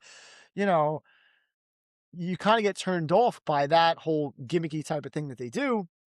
when really, like, when I went back, or I don't even know. I don't think I did. I think somebody else probably was like, "Hey, listen to this Slipknot song," and like, we're like, put it on in the car, and I was like, "Oh, this is like really good." And then you're like, "Why are they doing the stupid mask thing?" And it's like, okay, whatever. I mean, it's funny that they still do it because it's like, how old are they going to be? And this is Yeah, it's got. I mean, the first album's got to the be first album 20, came out in '99, right? 99, Am I yeah. right? Yeah. So we're at 27 years. 20, yeah. I mean, they got to 27 be in years. their 50s, right? Yeah, at least. At least. I mean, late 40s minimum. Late 40s if they were But like I think 20 when they. Yeah, I think they were older. I think they weren't like kids. I think they were like an older band. Yeah, but it's funny. It's like, you guys are going to be 60 putting on these masks and these stupid jumpsuits and doing this whole big. I think they've kind of subtly been like, we wish we could stop this. Listen, and I'm all for good live performance, but you don't need all that type of stuff to do. Not anymore. They do so much around it that they don't need it. No. Just on their stage presence alone, I think they don't need the masks. No. And like, even like, but like, you could do like a little few cool different things or put on a good show without having to do all of that crazy stuff. On the flip side, you got bands like Mastodon, one of my favorite bands, who have the worst stage presence probably because they just stand there. Yeah. It's just like, you're just watching. Now they try to do like, the screen with the psychedelics and stuff. Everyone does, yeah. They, like, as far as stage presence, they all just stand there and do nothing the entire time, which I guess is supposed to be like, all right, well, it's kind of like stoner metal, progressive metal. You're not really supposed. I don't know. Yeah. You can do something, I feel like. Yeah. Move around a little bit. Yeah. It's hard. Yeah. I guess, I don't know. They're so technical. I mean, they got to be pretty old too, though, I guess. But and they were another band that they were older when they hit. Oh, I would imagine. Yeah. Yeah. I mean, you can't make that type of music in your 20s. No. I mean, I guess you can. I don't know. It's hard. You look at the first Black Sabbath album. Ozzy wrote that album when he was 18 or 19 or something. Like, what? Yeah. And it's so ahead of its time, even then, yeah. In the 70s.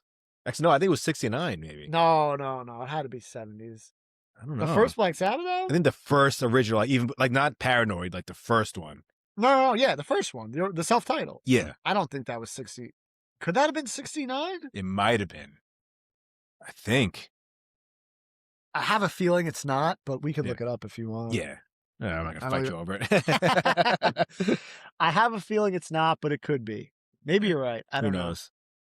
I don't think I have the first time. I couldn't even grab it because I think I only have Paranoid. I don't think I have the self-titled one. But still, it's funny when you look at it, like, what? He was 19 when it came out. He wrote it when he was 18? Yeah. Like, how? Just like, just working at a factory, just wanting to be out bad. Yeah. That whole story of Black Sabbath is so funny. It's like Ozzy, like, you know how they met the band. How Ozzy just they met each other? Yeah. So Ozzy went to school with a couple of the guys. Okay. But he put out just like a flyer in a music store, like, I'm a singer looking for a band. Okay. Yeah. The band shows, I think it was Geezer Butler. They go to his house, they meet him, and he immediately goes, I don't like him because he was a class clown, Kazi. Right. And Tony Iommi was like, let's give him a chance. Because like Tony Butler was like, nah, we're out. I don't like this guy. He was a clown. He's a joke. I don't want to work with him. And they were like, give him a chance. And then obviously Black Sabbath forms. Right. But if they had just walked away, Ozzy nothing would have happened. Oh, yeah. Yeah, I mean, he had some stage presence, but To the end. Right to the end, yeah. I was gonna say he was performing not like his last performance wasn't even that far from his death, right? Yeah, like, it was pretty close. 2 weeks, something crazy. Well, was it that close? I was gonna say like 3 months. No, I think it was like literally like 2 weeks. Oh wow, that's wild. Yeah, because I know he was touring like that year. Like, it's fucking wild. To the end, he knew he was going out soon. He had to go. It's crazy to think like. Because he's one of those people where you could say, like, he could have stopped at any time. And financially, he would have been fine for the rest of his life. Like, he didn't need to keep doing any of that. And then when you hear, like, the amount of work it is for somebody to, like, go on tour and, like, just how punishing it is, it's like, why was this guy doing this? Yeah. How old was he when was he in his 80s? I think so. Like, to be doing that at that age, Yeah. like, that's got to be the love of the game, right? Yeah, Like, I mean, that's not like, oh, I need money. Like a lot of the guys today, like the younger, like it's because they need the money. Yeah, like they can't afford to not work. You're not a name like him where you can make that type of. You have to go out there and tour constantly and do whatever you can in order to sell tickets to make the money.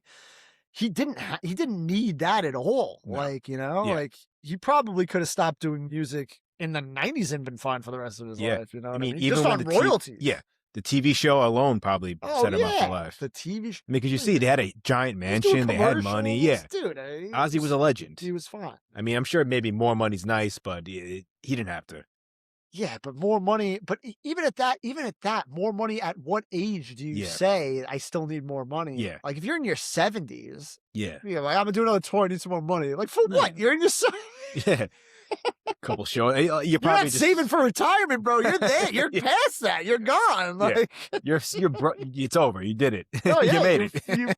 yeah. I mean, Yeah. listen, and there's people who work everyday jobs Yeah. until they're, Just like But, you said, just enjoying like a couple less performances. he must have really enjoyed it. Is Yeah. what I was getting. It's At, gotta is he be, must yeah. have really enjoyed it. Yeah, I He think must so. have really like if you're only doing it for the love of the game, which I can only imagine. I don't think he was in debt. No. That's for the love of the game. I Yeah. mean, like you're doing it that long, up until right to the last, Yeah, to the your end, your your last days. I mean, that's for the love of it. Yeah. So Even that last show wasn't for money. It was just for charity. It was Oh. just a send off from him. yeah, I mean, I'm sure he probably did a lot of those through his career. Yeah, but I'm sure. yeah, I mean, it's funny like how many bands like break up or don't last that long. You have like bands playing until they the guys just pass away. It's wild. Mhm. That's a wild legend to go through. Because I mean, I guess who's still doing it? Rolling Stone's still doing it, right? Yeah, every once in a while. I mean, they go years in between, but they still They do go it. years, but they still do. Yeah, they're Like legends that are still. I mean, Paul McCartney goes out there every once in a while, do some shows. right. I can't think of anyone else of that time. Like, well, Frankie Oh, just Valli. The Who still do shows? I think the Who might still. They just did their final tour last year. Well, their final tour. I don't know. It's got to be fifth No, we're final tour. serious this time. That's such a gimmick, man. I know. When I seen, and I didn't realize it till I seen Slayer on their Yeah, final that tour. And was then a what I year was later, they're thinking. like, "All right, this one's our final." I'm like, "Yeah, I already saw you on your final tour. You got to stop Yeah, now." and then a month later, like, oh, we're doing Yeah. a bunch of festivals. Yeah. I mean, because I guess there's no if there's no law that says you can't. That's like Yeah. it's like it's like in the NFL. Oh, I'm retiring, and then you Yeah. come back from retirement. Yeah. All right, I'm retired. I'm This time back. I'm retiring. All right, I'm back again. I'm Like you doing just more say you're year. retiring every year, then just keep coming back. Yeah. I There's came no to your penalty. game. Yeah. There's no penalty. Yeah, right? why Like- wouldn't you? Yeah. I went to the last game because it was his last game. But Oh no, yeah, nope, Yeah. wasn't his last game. Nope, This sorry. is my last show. I Nope, swear. I'll be doing it for another 10 years. No, yeah. But that's why people buy the ticket. That's what I'm saying. It's Yeah. such a money grab. it's Oh, it's so my true. last tour, so you sell out every show, and Yeah, then next year you're like, Because you all realize, right, this one's my last. And everyone's like, oh, now we gotta go to the last show again. because you're worried, like, I don't think we're going to sell the whole tour out.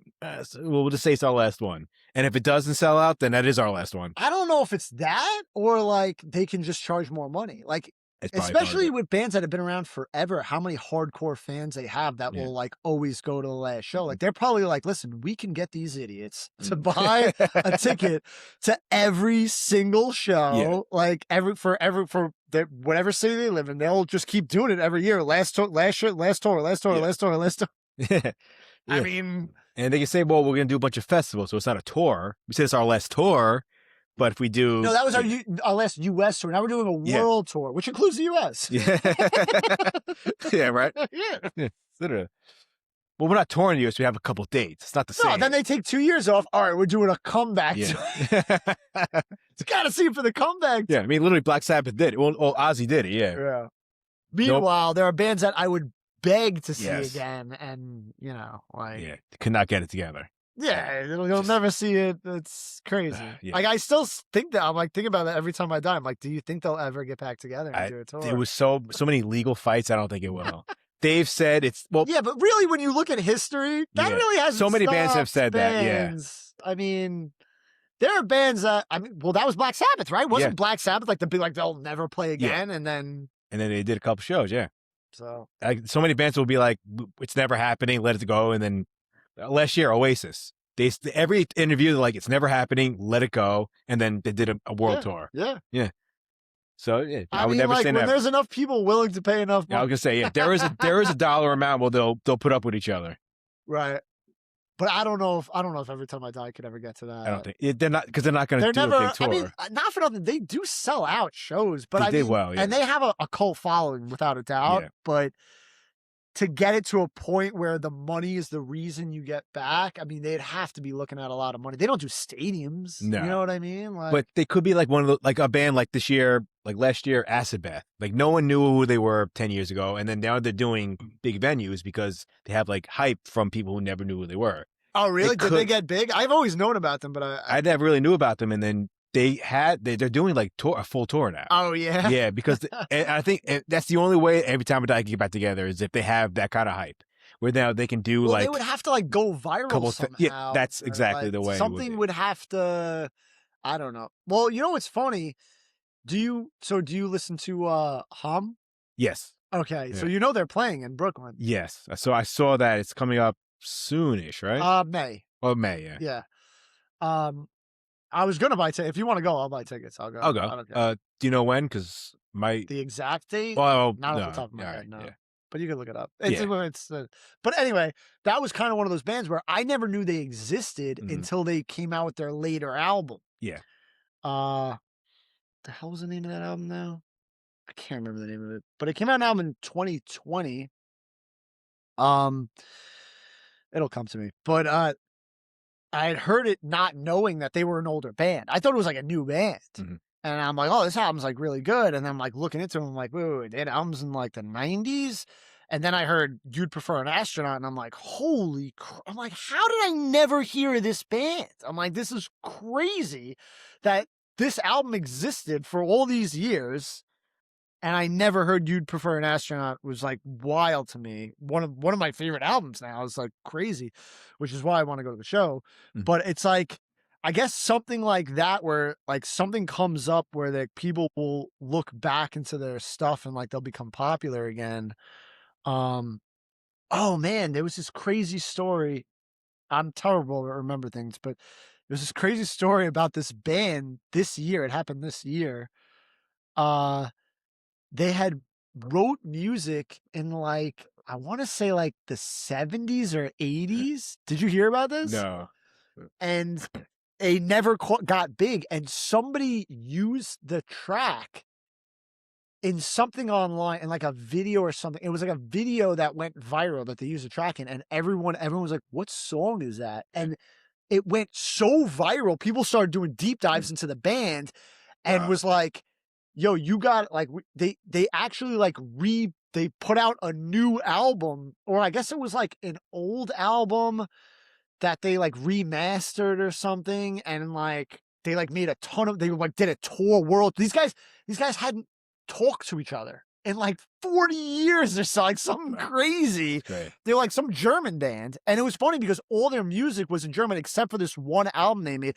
I think what happened was like, in the 80s when like the whole synth pop, like new wave type of like rock type, like they made an album like that in English, and it was like their only English album, Right. but they made it in Germany. It didn't like get big anywhere. And like somebody had found one of their songs and like used it in some video that went viral, and like they like the whole band got back together. Like 40 years later, now, yeah. and they like did a tour, and like all this I could probably find it, but whatever. But it's a funny story. It's like they literally got pressured to get back together. Yeah, 'cause everyone wants to see you now. Yeah, it's crazy. That is funny. I think the name of the song was Subways of Your Mind. But let me I know it doesn't help you, but hold on. I'll find it in a second. But I mean, stories like that are wild to me because I'm like, the amount of time in between is just nuts for something like that to happen. Yeah, I mean, imagine like when you were a teenager, like writing music and then just going about your life. Like right now, imagine 10 years from now, all of a sudden it's like, hey, we all want to hear you play these songs. Like I haven't played these in 30 years. So the name of the band is Fex. No, I don't know. Yeah. So they're a German. Subways of Your Mind was like the song I think that went viral, and then so it's an archival release, came out in 2025 called Skyscraper. It's new wave post punk album, and because I read this whole thing about it, I don't think it was ever even officially released. Oh, it was released as a demo in 1983. Wow. So somebody took the song from that demo in 1983 and like used it in some video that went viral, and people just went like hounded the people like, hey, you guys got to get like back together, and you guys got you guys got to do it. You're all just sitting at home and like regular jobs, and it's like, all right, it's gonna be rock stars for a year. It's funny, like, could you imagine being an artist like writing an album nobody listens to, and you're like, all right, whatever. That's like 20 years from now, like this podcast goes viral. They're like, oh, you got to start that up again. I'm like, that was like 20 years ago. I got to start it up again. Like, well, you have to. Yeah. What am I gonna do? Well, here's a check. You gotta do it. You've actually already got all your advertisements paid for you. Everything's made. They want to pay you $20 million an episode. Oh, that's great. Yeah. But yeah, that was a funny story because I was looking at the music that had come out, and I saw this album, and I'm like archival 2025. I'm like, what is this? And I started looking into it, and I read the whole story, and I'm like, that's a wild story, man. Yeah. I'm like, whoever originally grabbed that song, you better cut them that check, because you owe everything to them now. Yeah. Like, because those guys gonna are live your probably dream like now. His poor working at like a bus boy in like a bar or something. Just like, hey, your stuff just went viral 40 years later. Turns out you're making a ton of money now. Yeah, gotta pick up a guitar and start playing again. Hope you remember how to play all those songs that you wrote. They might as well be listening to it for the first time. You gotta relearn this. Yeah, imagine how that. Does this go? Now you gotta perform it perfectly for everybody. You haven't heard the song in 30 years. Change your whole life. Your whole life just changed. Yeah, literally. I mean, how old do you think? I mean, the guys could be in their 60s. Yeah. Took them 40 years ago, right? 60s. Yeah. They could be in their 70s. Probably. Depending on how old they were when they wrote the song. It's crazy. That's crazy, man. We're going to see more of that, I think, now. You see like younger bands that are going to start like listening to the older stuff. Yeah. Right. Well, what we were talking about how emo was becoming popular again now? It's coming back, That's wild. 20 years later. It's wild because it wasn't that huge of a genre to begin with, but like now that it's coming like back again, it's kind of like funny. I'm seeing younger kids and bands that are like name dropping those artists that we grew up listening to that. Oh yeah. No one, yeah. Hey, you ever listen to Silverstein? Literally, Silver Sun Pickups. Yeah, I saw them on a $10 concert. I saw them opening for My Chemical Romance at Starland Ballroom. Yeah. And then My Chemical Romance is doing stadiums now. When like growing up, it was like literally Starland. If you got lucky, you can get in there. Well, I think they were always on the bigger side of it, but those little bands, I guess it's like funnier. Like people listen to like Hawthorne Heights now. Yeah. It's the one song. You ever hear the song Ohio is for Lovers? I'm like, yeah, but why are you listening to it? It's funny like which bands make it. Like which ones were like make it 30 years later that they're still listening to. Yeah. Well, I guess at that point it could be anybody that gets huge later on.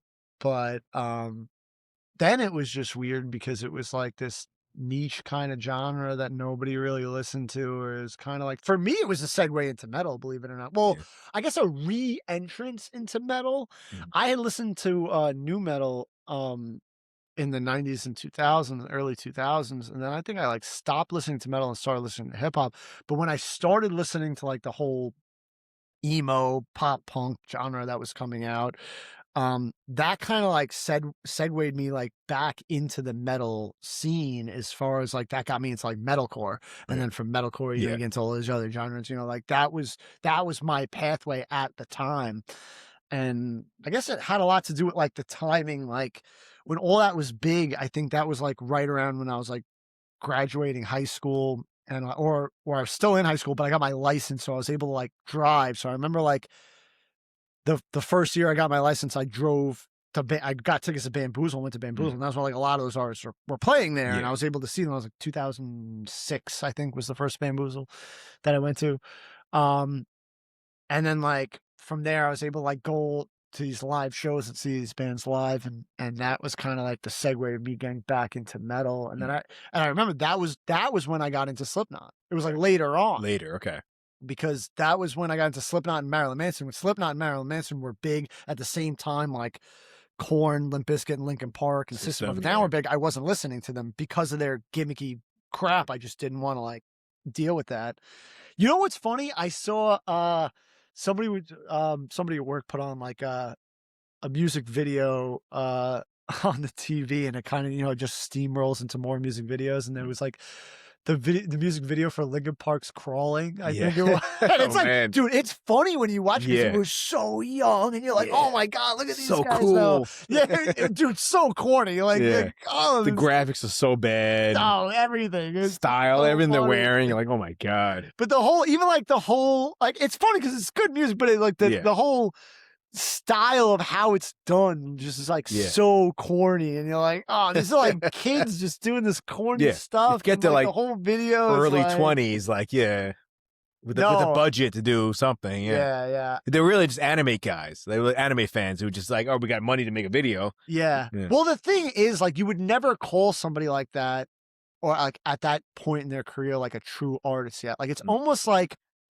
when bands like that are doing stuff like that, they're kind of just like experimenting with sounds kind of, and coming out with something like, especially like in that metal and punk, I guess, kind of genre.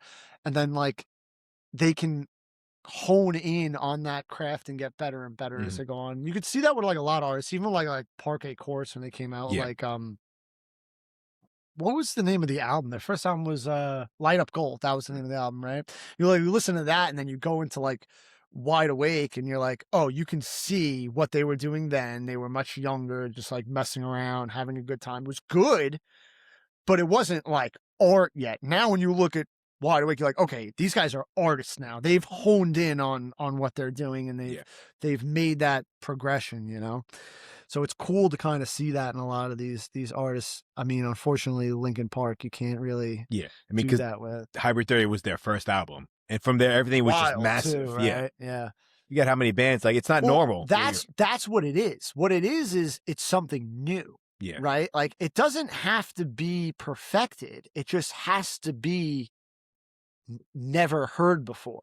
Right? Like, what they did was something nobody had ever really heard before. It's like, yeah, okay, you kind of heard it. You kind of heard it with Limp Bizkit. You kind of heard it with Rage Against the Machine, because they're like forms of that. But when you look at those three bands, like, the sounds were very different, like very, very different styles. Like, yes, it was new metal, and they did this rap metal type of thing where you had somebody, rapping, and you had, but they were all very different. Like, it wasn't. Like, I remember hearing Linkin Park, and I'd already listened to Rage Against the Machine, and I was already a huge Limp Bizkit fan at the time, and hearing Linkin Park was like something completely new to me. Yeah. Very new. Like, it didn't sound like it. I knew I liked it because I liked their job, but it was still so different. It wasn't, I didn't like, my initial response is, oh, this guy's trying to copy Rage Against the Machine. Like, it's not like that at all. No. And I think like that's when like bands like really take off on their early stages, is because they've just done something that's a little bit different than anything anyone's heard before. And that can like really send a message out, and that really resonates with people when it's something that different. Yeah. Right. And now I'm sounding like a hypocrite because that's what the bands are doing today, and I can't listen to it, but I don't know. I draw a thin line between the art and noise, but it's different. It's also getting older. You're not in that group with the kids now. Maybe. I don't know. Is it kids? Like, listen, like that's my question. The people who rated Geese's album as the number one album, are they kids? Are they younger than us, or are they older than us? I think it's the opposite. I think it's our age group. But that's what's crazy. Yeah, right? Yeah. I'm like, I don't know. And they're like 23, the whole band. Like, in my head, I'm almost like, are these like people who are way older than me, and like you're just like so into music, but no more because they've been around longer? I'm like, I'm like, I can't picture 20-year-old kids saying this is the best album of the year. No, I don't think so. I don't think at all. I don't think young kids like Geese in the minimum. I think it's us and older. I guess you wouldn't know unless you went to a concert, but it was hard for me to. It was hard for me to like try to like. I'm like, who's doing it? I want to meet the people. Show me the people. Yeah, and I'm like, you can meet the people. You gotta buy tickets. Yeah, go to the show. Yeah, but that was like when we went to see Jack White. Yeah. That felt like an older crowd than us. Absolutely. You know what I mean? Which was weird because I remember like the White Stripes growing up when I was a kid, and I'm like, all right, I guess I was young But like there was people in their 20s and 30s when that first White Stripes album came out, were like, oh, And they're this into is it. great, Yeah. right? And then they follow that, and now you're like, well, those people were already 10, 20 years older than me, so now that makes sense, I guess, in a sense. As the same as if you would go to like a Rage Against the Machine concert, it's an older crowd there because Rage Against the Machine came out like in the 90s. yeah. I'm young, like, you Yeah. know what I mean? You were real young kids. So but you're you a weren't going. teenager or in your 20s, Now you're older. you're older than me still. Yeah. Same thing like new metal. Yeah. Right, that's what I'm saying. The same concept. Yeah. But that's my point with Geese is like, I can't picture it being like that young. I don't know. Like maybe it is. Maybe it's people in their 30s. It's that at middle of the road like type of thing. I don't know. It's just it's very odd to me that that's where it goes as far as people are saying like masterpieces or works of art, and I'm just like, I don't know. Does that change over time? Right? Like, does that hold up? Like, so like if people are continually rating this album for the next 20 years, if that website holds up, does that rating just stay the same? Does it go up? Does it go down? Like it's hard to understand, right? Like they say like the ratings, like when an album comes out, they're always super high and then they gradually go lower because they're super high when it comes out because all of their biggest fans are the first to listen to it and to make that rating and to say, oh, this is a great album, right? So they're biased. You're getting biased ratings. You're getting the people who love their stuff already to say, this is amazing, this is amazing, this is amazing. And then as time goes on and more people like, okay, let me listen to it, let me listen to it, let me listen to it. It's like, it's not that great. It's not that great. It's not great. And then the rating starts to go down. Like hardly ever does it go up unless it's a situation where like a lot of people just didn't listen to it, or it's like some type of genre difference, which I see in some bands, like bands will change the genre a little bit and their fans will turn on them. Right. Right. So then what happens is it starts off lower and then actually gets higher. But then other people are like, no, this is actually good. You just want to hear the old shit. Like, that's not how this works. These guys are artists. Like, you can't just expect them to put out the same stuff all the time. And that's like the trap that people fall into. Yeah. And the artist falls into too. Of like they want to appease the artist, but they want to do what they want to do. Sometimes. Well, I mean, that's the whole point of art. Like that's my whole argument. A true artist, A true artist does what he feels like. It doesn't care about what the listener wants. Yeah. I've heard the artists say like the audience doesn't know what they want. You tell them what they want in a weird way. Well, it's not even that, but if you're this would be my advice. If you're afraid to do to change your genre in any way because of losing your fans or having your fans say negative things about you, go on under a different moniker. Yeah. Change the name. Side band, yeah. New bands come out all the time with great albums. Yeah. You don't want people to associate it with it, then make it a new, because then, you know what? Even your fans who know that you changed the name to make a new album will say, well, they're doing something different. They changed the name for this album. They came up with a different moniker. They came up with a different alias. This is going to be different. So they're not going into it thinking, well, I want to hear this. Oh, this is something different. And then they get all upset. Like they know off the bat, you changed the name. This is going to be a different project. That's honestly what you should do. I mean, like, not that you have to. I don't think that any band should have to. I think that. But if you're afraid, like you said, Yeah, but if you're afraid, but I mean, afraid of what? Being an artist? Like, it's just so crazy. Yeah. It's like, because like, dude, I get it. It's your living, but like, if you're truly good, people will recognize it. Like, forget about your old fans. Like, if you're truly good, people will recognize it. Yeah, you can see like bands, especially if you have like an old catalog that's already great. Like they're gonna come out no matter what.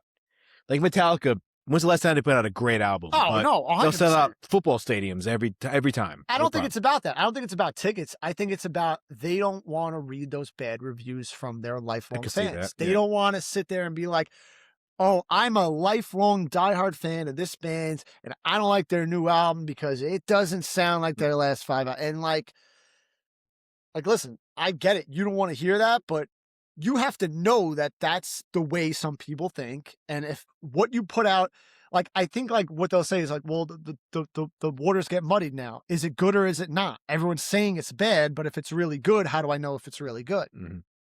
Right. But I think the system that's set up right now, it'll prove to be good. Like, you know what I mean? Right.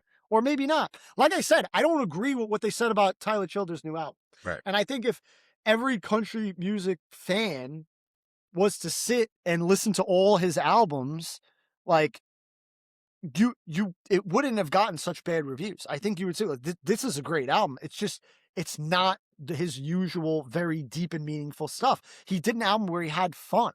Yeah. You know what I'm saying? Why is Zach Top allowed to put out those albums? Yeah. Oh, well, that's Zach Top's thing. Well, why can't he change his thing? So what are you going to tell me? If Zach Top put out a serious album, all of his fans are not going to, they're going to say, oh, this guy sucks now? I mean, that's ridiculous. Yeah. It's a ridiculous thing to say. It's just like, I know the way fans think, and fans think, like, I want to hear this type of music. If I don't get that from this type of person, it's bad. I want to hear what I want to hear. So when you change the genre up, you kind of screw with the way that people are listening to music.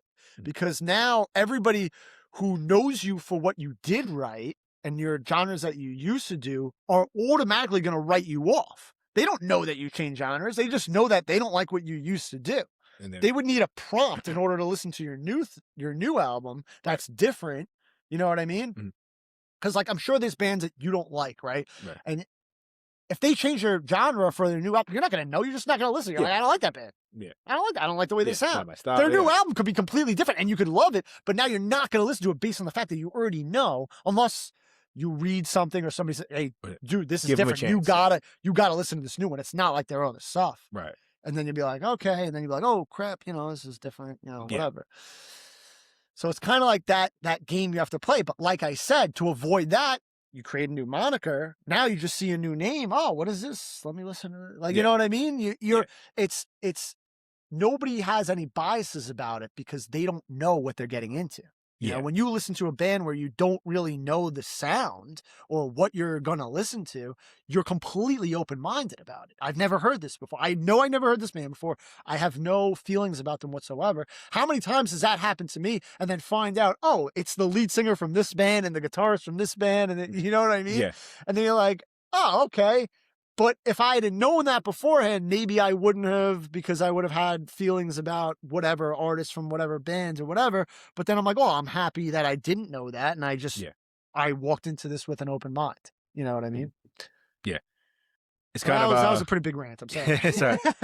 I would add on to your rant. So like you were saying about, we talked about Slipknot, about how they had the mask and the hard style, but then, they did a side project, Stone Sour. That was more a radio rock band, right? But that was their creative output. But if they had did that under Slipknot, well, it wasn't. It would have been Slipknot. hated. It was the lead singer and different artists. It was Corey Taylor and one of the guitar players, and then I think they had other. Then they had other. But then that was really what he wanted to do. But they got into real fights about it.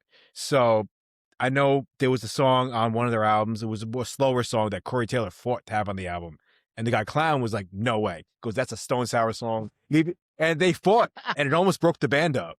That's wild. Yeah, but obviously they kept it, and the band's still going. That's wild.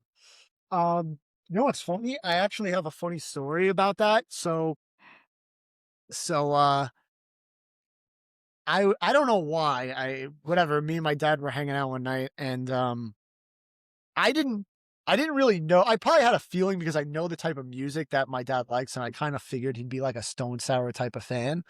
So I showed him like a Slipknot song on YouTube, like some video, and he's looking at it and he's like, this is ridiculous. Like, I can't. He's like, you're listening to this? Like, whatever. So then I put on the video for Looking Through the Glasses. Oh, yeah. And he was like, oh, I love this song. And I'm like, yeah, that's the same guy. And he was like, wait, what are you talking about? I'm like, that guy is the same guy you just watched. I'm like, he's just in another band. Yeah. I'm like, he's the lead singer of both bands, and he like couldn't process it. He's like, wait a minute, that's the same guy. I'm like, yes. I'm like, it's crazy, right? That guy could put out these two different genres of music.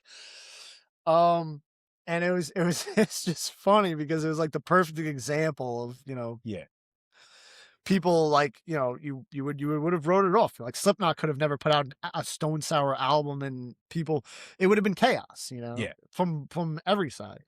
But I thought that was like a funny example of like, you don't realize like these guys are artists. It doesn't mean they have to do the same thing every time. They'll come in and want to do different things. They'll want to do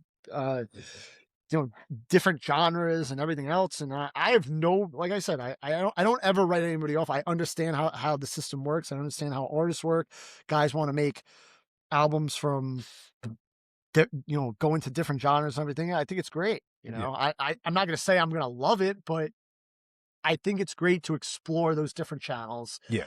And that's the only way you create real pieces of art, is doing stuff like that. It's experimenting outside the boundaries of what you're used to, trying to create something. And I feel that's almost a problem with rock today, like rock and roll, is like they're almost just trying to do something different.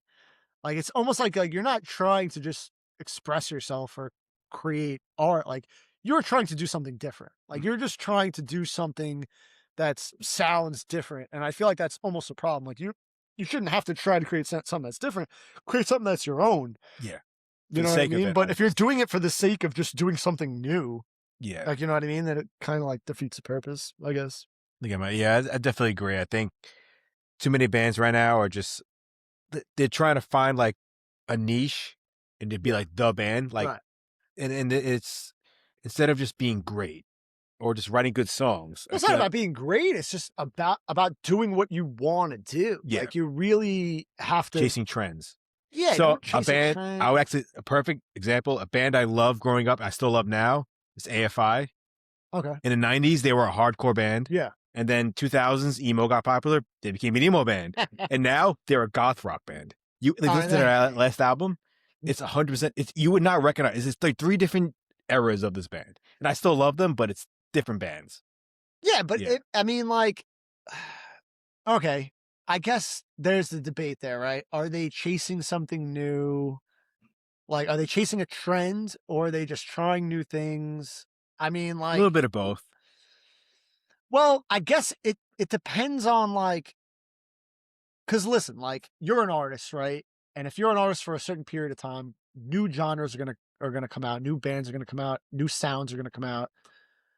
If you're like, oh, I love that sound, let's try to do something kind of like that, or like, not doing it for money is what I'm saying. Like, not like, oh, this is going viral, let's do this so that we can become more popular and make more money, but like test out new sounds that you didn't know. Like, oh, I love what they did there. Let's see if we can maybe do something with that kind of sound. Like that's just influencing you to create new music, which is fine. If your object of it is to create, is just to like make money or chase a trend just to sell more tickets or whatever, then it's kind of like, all right, I don't really respect it as much. But I guess that's one of those things you don't really know, right? You don't know what their intent was behind what they did. Like AFI could have just been like, all right, we're doing this, and like, oh, I like that sound, let's do that now. Okay, like we'll still play the old songs, but we're like it's like how big was emo when they decided to? Because if it wasn't big yet, then it's like, well, they didn't know that it was going to be big. Like, you know what I mean? They just tried something new. Yeah, it's and for them to do even goth rock now, goth rock's not big now, right? So you would almost say like, all right, they're kind of just doing whatever they feel like. Thing, it's not like they're gonna they thought they were gonna make more money if they changed to goth rock, because goth rock isn't a huge genre right now. It's not, it's not big. I felt like there were a lot of genres in metal where bands were doing that though, 100%. And I think metalcore was probably the most oversaturated with that, because metalcore got so big. There were so many of these bands like, oh, let's do that. Like, like, I don't know, like, and I'm not even like a huge fan, but I feel like Bullet for My Valentine sparked an array of different bands to come out and say, okay, we're going to try and do that because of how much money that they made, and that they like almost tried to copy that sound, and kind of like ruined metalcore for a lot of people after that, because like it seemed like there was a certain period of time where it seemed like every time you would look for a new metalcore band, it just sounded like that garbage. You're like, what the heck is it? Like, what happened to the original guys in metal? Like, this is not how it's supposed to sound. Yeah. We're all copying the same style. And they all sounded the same, and it all sounded like garbage, and you're just like, oh man, they're really killing this genre. And kind of like if you were a band who wanted to do the genre, like you didn't, just because like it was just so oversaturated with this garbage music, and like gave itself a bad name. Like, where like, I don't know. There was a lot of genres like that, but that was one that like I feel like really stood out to me where Yeah. because it was a good genre, but like it just got so oversaturated. There were so many good bands. Yeah. And then I think even still now, you're still seeing those bands coming up. Because I think now we're having bands like, and I don't hate them, but like Lorna Shore, I like some of this stuff, but I think a Lorna lot Shore's of more bands are deathcore, man. copying them. Yeah. But they're copying the more hard vocals, clean vocals. Oh yeah, they're seen a doing lot. that now. Or bands that are like, I guess like black. I don't. I always hate like I'm trying to think of the insulting names of bands. these really bad. Yeah, I don't like to insult bands. Yeah, I hate it. I don't know. When it comes to like these really yeah. cheesy bands, I really don't care. I don't. Yeah. I try to give everybody their due, but what is it? What's the Veil? White? Oh, Black Veil Brides. Black Veil Brides. Yeah, like, that was like the one that. I was kind of thinking. Yeah, I'm like, yeah. what are they? Come on, man. Yeah. This isn't like this. They got a lot of art. success, and people are like they're copying that style. Yeah, but I'm saying like if you're gonna tell me that they didn't try to copy bands like Bullet for My Valentine, like that's almost like exactly. They were like, oh, that band went nuts. We're gonna try to do that same thing. And there's other I can't think of the names. There's other bands that do the same thing like that, and it kind of like killed that whole genre for me for a while. I was like afraid to listen to metalcore bands because I'm like I don't want to listen to like all this crazy stuff coming out. It's like hard to, navigate through all that. It's just like messy. Yeah. It like gave the genre a bad name for a little bit. And then I think like deathcore was kind of the same, where it was just like very, I don't know, like I feel like that genre never was like a real genre. Like there was no true artist of that genre. No, yeah. You know what I mean? Like there's no guy who like mastered deathcore, made like an amazing album. And then everyone copied that guy. It really wasn't that band. Yeah, there's no like leader of that genre. People tried to make a death metal, metalcore, songs together, and it just doesn't really just kind of all sounds like, I don't know. For a while, I mean, like, what was I guess that's kind of how like Bring Me the Horizon got big, though, right? Yeah, even though they're not even really doing that. But no, they stopped. But I'm saying that's how they started. Yeah, like their first EP that was really big and their first album, that got them on the scene. That was like the beginning of that whole deathcore thing. But they changed their sound big time. Yes, over every album. I felt like they changed their sound wildly. They had to, but in a good way. I think they are you a big fan of that band? Not a big fan, but I like their later albums. It was the album There Is a Heaven, Believe Me, I've Seen It. That from that on, I think is when they really found their groove, and it got better. Yeah. That was when they really started doing stuff that seemed more artistic, I felt like, instead of like the they left the scene, I guess you could call it. They left the scene. Yeah. I guess, kind of like what the Dallas Cowboys are doing now, which is they kind of like went into more of a metalcore scene, which I was surprised, but I thought they did a really good job, and I think they still did a lot of artistic works on that album. I think they did a good job. I agree. I hope that they keep going in the right direction. Agreed. I've been hearing, they're kind of slowly getting in there. I thought this album would be the one that really pushed them to the next level, but it doesn't seem like it's really gaining traction. No, it's not, which is weird, but that's the whole thing. Like, I feel like people think they sold out because of, like it's funny though. I mean, I think it's good, but I think their original fan base wanted stuff that was more mathcore, avant-garde type metal like they did in their beginning of albums. So I think that they kind of that's why their reviews are so mixed, and that's kind of like the problem you run into when you want to start changing your genre. But I don't think they should care. I think it is what it is. I think in their position, they probably, if they lose fans, they probably gain just as much, if not more. I agree. But yeah, that was just one of those genres that I thought really did that. Kind of agree. But yeah, I was gonna say before, when I used to think of like when Jonathan Davis from Korn tried to get into dubstep. That was a rough time, man. I was like, come on, dude. I'm like, and you know what? I'll be honest with you. I don't think he did it for money. I think he like legitimately got into that genre. I agree. And was like really wanted to like do so. Like, I think he passionately tried to do that. Yeah. And like, that's the whole thing. Like, it doesn't, listen, if he did it, I mean, it sucked and I hated It it. was so And bad. it just, it's like, it's almost like an embarrassing time of mean, period. They don't even play a single song off that album ever in live. No. They don't even acknowledge it. And they shouldn't. And you know what? He might see like what he did was like, I messed up. Like, listen, I got a little into it, and you know, and took I a feel shot. like It didn't work. And it was just kind of funny because like I could kind of relate where I saw so many people get into that genre of dubstep, and it was like that was like a huge thing for a short period of time. Like that sound, like, and it's funny, you want to get into that and you talk about, well, he did the album with Skrillex, right? Yeah, that Right. he was the DJ on that album. I was gonna say it was funny because Skrillex was like the one guy who took that genre and just completely. The funny part about this is the whole funny part about dubstep. That's not what dubstep sounds like. I was listening to dubstep before that explosion. Somebody took like a dubstep song and like completely changed the way it sounded, and it went viral, and people were like, oh, this is dubstep. And I'm like, that's not dubstep though. I'm like, that's something new that you guys have created. I'm like, give it a new name. I'm like, this is crazy. And they just stuck with calling it dubstep, which was nuts to me, and which really killed that whole genre of music, because that was like an actual genre of electronic and dance music that people used to listen to before that happened.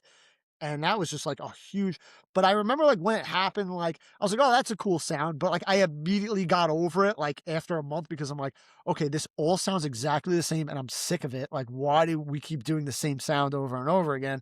But it became so popular with young kids. And then like I saw Jonathan Davis start doing, I'm like, no, come on, man. I'm trapped. When he put that out, everyone was like, no. But that was the whole Skrillex thing too. Skrillex was like one of those main guys behind that blow up of that scene. And even Skrillex now, if you listen to his stuff, it doesn't sound the same. Like he knows he had to move on from that sound. I don't think Skrillex, I mean, people made a huge deal about his new album this year. It's okay. I mean, he's moved on from that sound, and he's going outside his reaches. But I feel like, and I'll be honest with you, do you know who Skrillex is? He used to be, Sonny Moore. Okay. So, I used to be a big fan of From First to Last, actually. I think I've seen him live. But I think personally, he doesn't want to leave that sound completely in order to make his fan base happy. So he's doing this like gradual tiptoe away from that thing he created. I actually think he's a legitimate artist. I think if he decided to put out a legitimate electronic dance music album, he could actually do a really good job. I don't think he's bad. I think that he came out with this sound and it went viral and he made a ton of money off of it, and he has a huge fan base off of it that he can't, like, I do think it's a money thing that he doesn't want to screw up the money that he's making off that. But I've seen him do some pretty artistic things and some pretty good things outside of that as far as DJing goes. I know he's worked with some really prominent artists. I think he's an actual artist. I think if he keeps going in the direction he's going to put out some really good stuff. But yeah, that was for the, I'm sure there are other times in history with genres of music where people are like, wow, wish they never went down that route. Like that was definitely one of the routes Jonathan Davis shouldn't have gone down. It was kind of sucked, but whatever. I still love him. I'm still a Jonathan Davis fan. I'm still a huge Korn fan. Agreed. Yeah. Yeah, they recognized it. They took a shot. It didn't work. It's all right. I don't know if it was or him, I guess or it was, because I was trying to. What did it? It was a Korn and Skrillex album, right? Yeah. But I don't know how much. I was gonna say I don't know how much the rest of the band actually contributed to that. I don't know. I listened to it once and that was it. That's all I needed. Yeah. It was.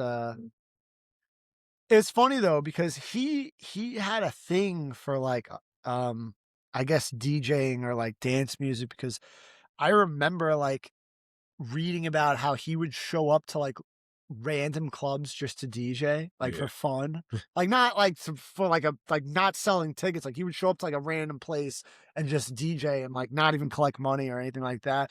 So I guess like that was always like an itch that he had to scratch type of thing. It is funny though because like a lot of bands still use that like electronic music. They kind of like lean on that type. So I guess like Sleep Token is one of those bands too. Kind of big time. Yeah. Well, actually more R&B if anything. Yeah. But yeah, definitely have that pop R&B kind of electronic sound. That album last year was garbage.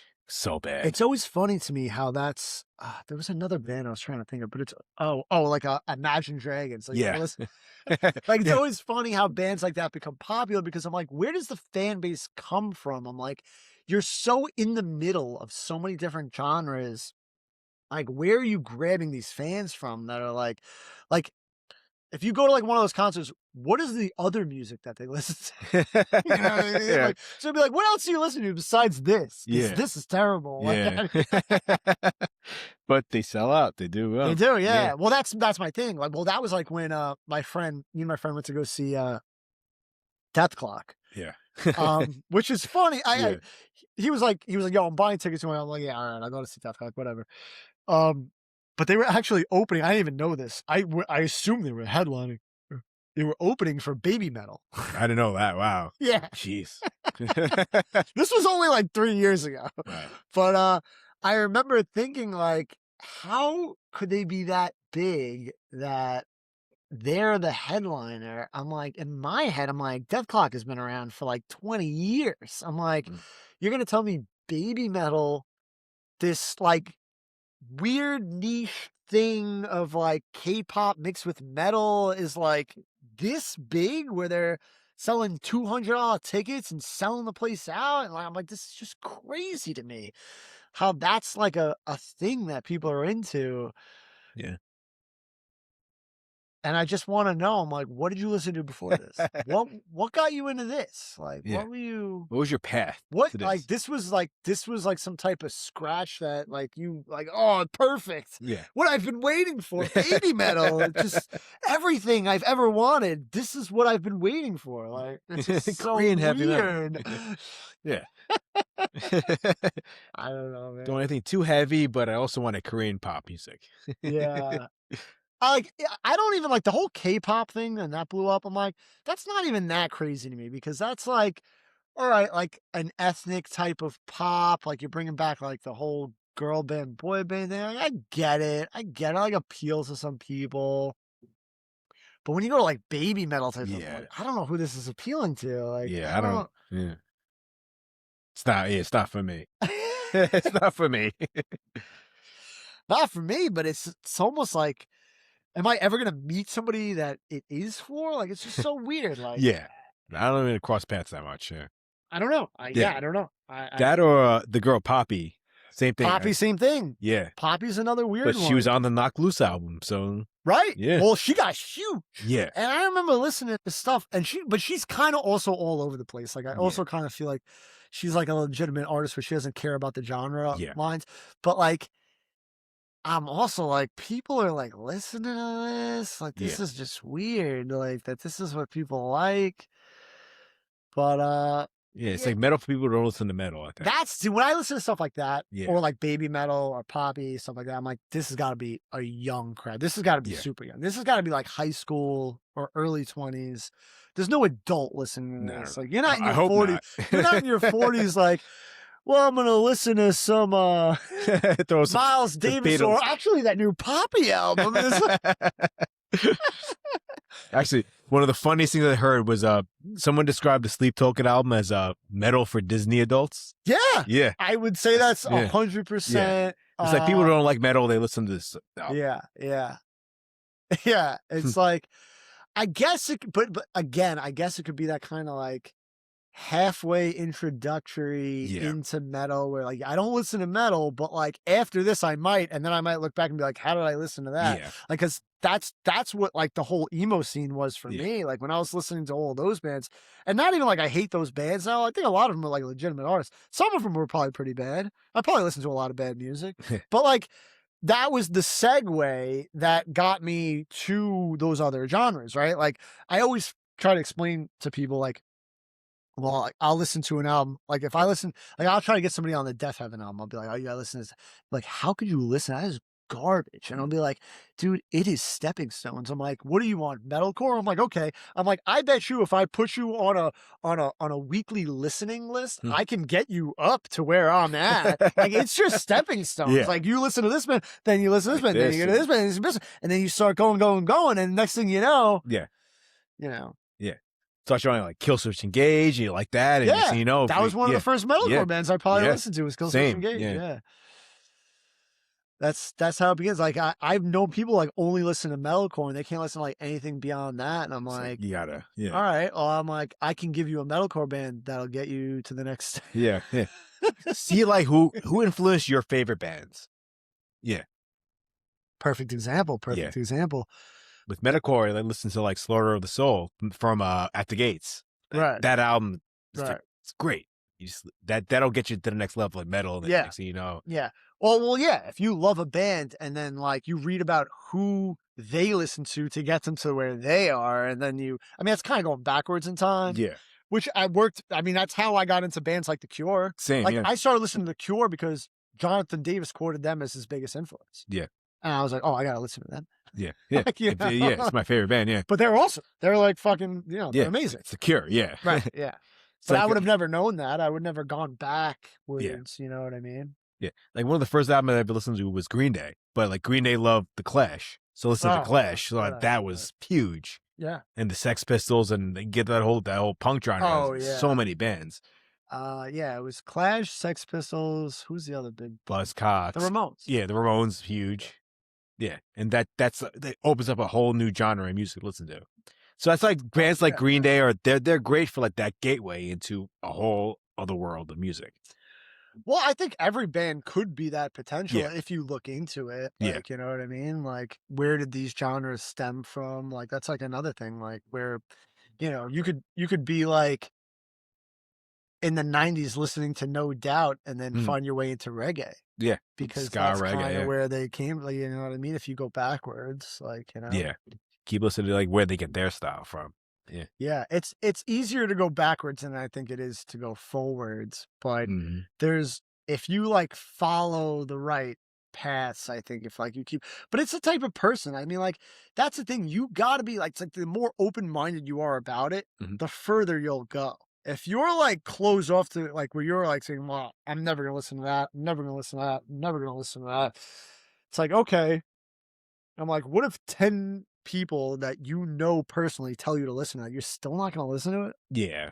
Like, you know what I mean? Like, I'll find myself doing that where, like, I'll see a band name, I'm like, all right, I'm not listening to that. But, like, there are certain things that'll make me want to listen to it. Like, if somebody's like, yo, you got to listen to that. Or if, like, I see, like, the ratings go super high, and I'm like, all right, let me give it a shot. Like, If enough people like it, then there has to be something there. Well, that's what I'm saying. The Bluetooth Nord, that was how I listened, because it was so high on the metal. I'm like, I'll give it a shot. I'm like, I'm usually turned off by like it's like not in English, like from another country. I'm usually like, all right, like I'm not crazy trying to get into like other languages type of thing.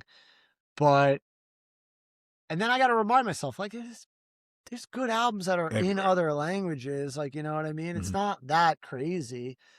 I'm trying to think. There was something I was listening to in another language. People thought I was crazy. And I was like, no, but you got to listen to it. Listen to the music. Trying to convince someone to listen to another language. It's hard, yeah. It's very no hard. one wants like, to, dude, It's not in English. I'm like, it doesn't matter.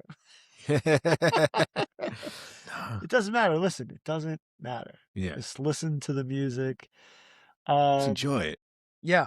Thank you, Mike. I appreciate of course, it. appreciate it. Always a good time. Hopefully we do this again soon. Yes. And it's not another huge hiatus. Yeah, that was too long. Yeah. I was going to say, like, you're one of the only people who I can go tit for tat with every genre of music, like where you're up there. Yeah. So it's cool to do the top 10s with you. So thank you for doing your homework, and I really appreciate it. All right. Of course. Thanks, brother. See you next time.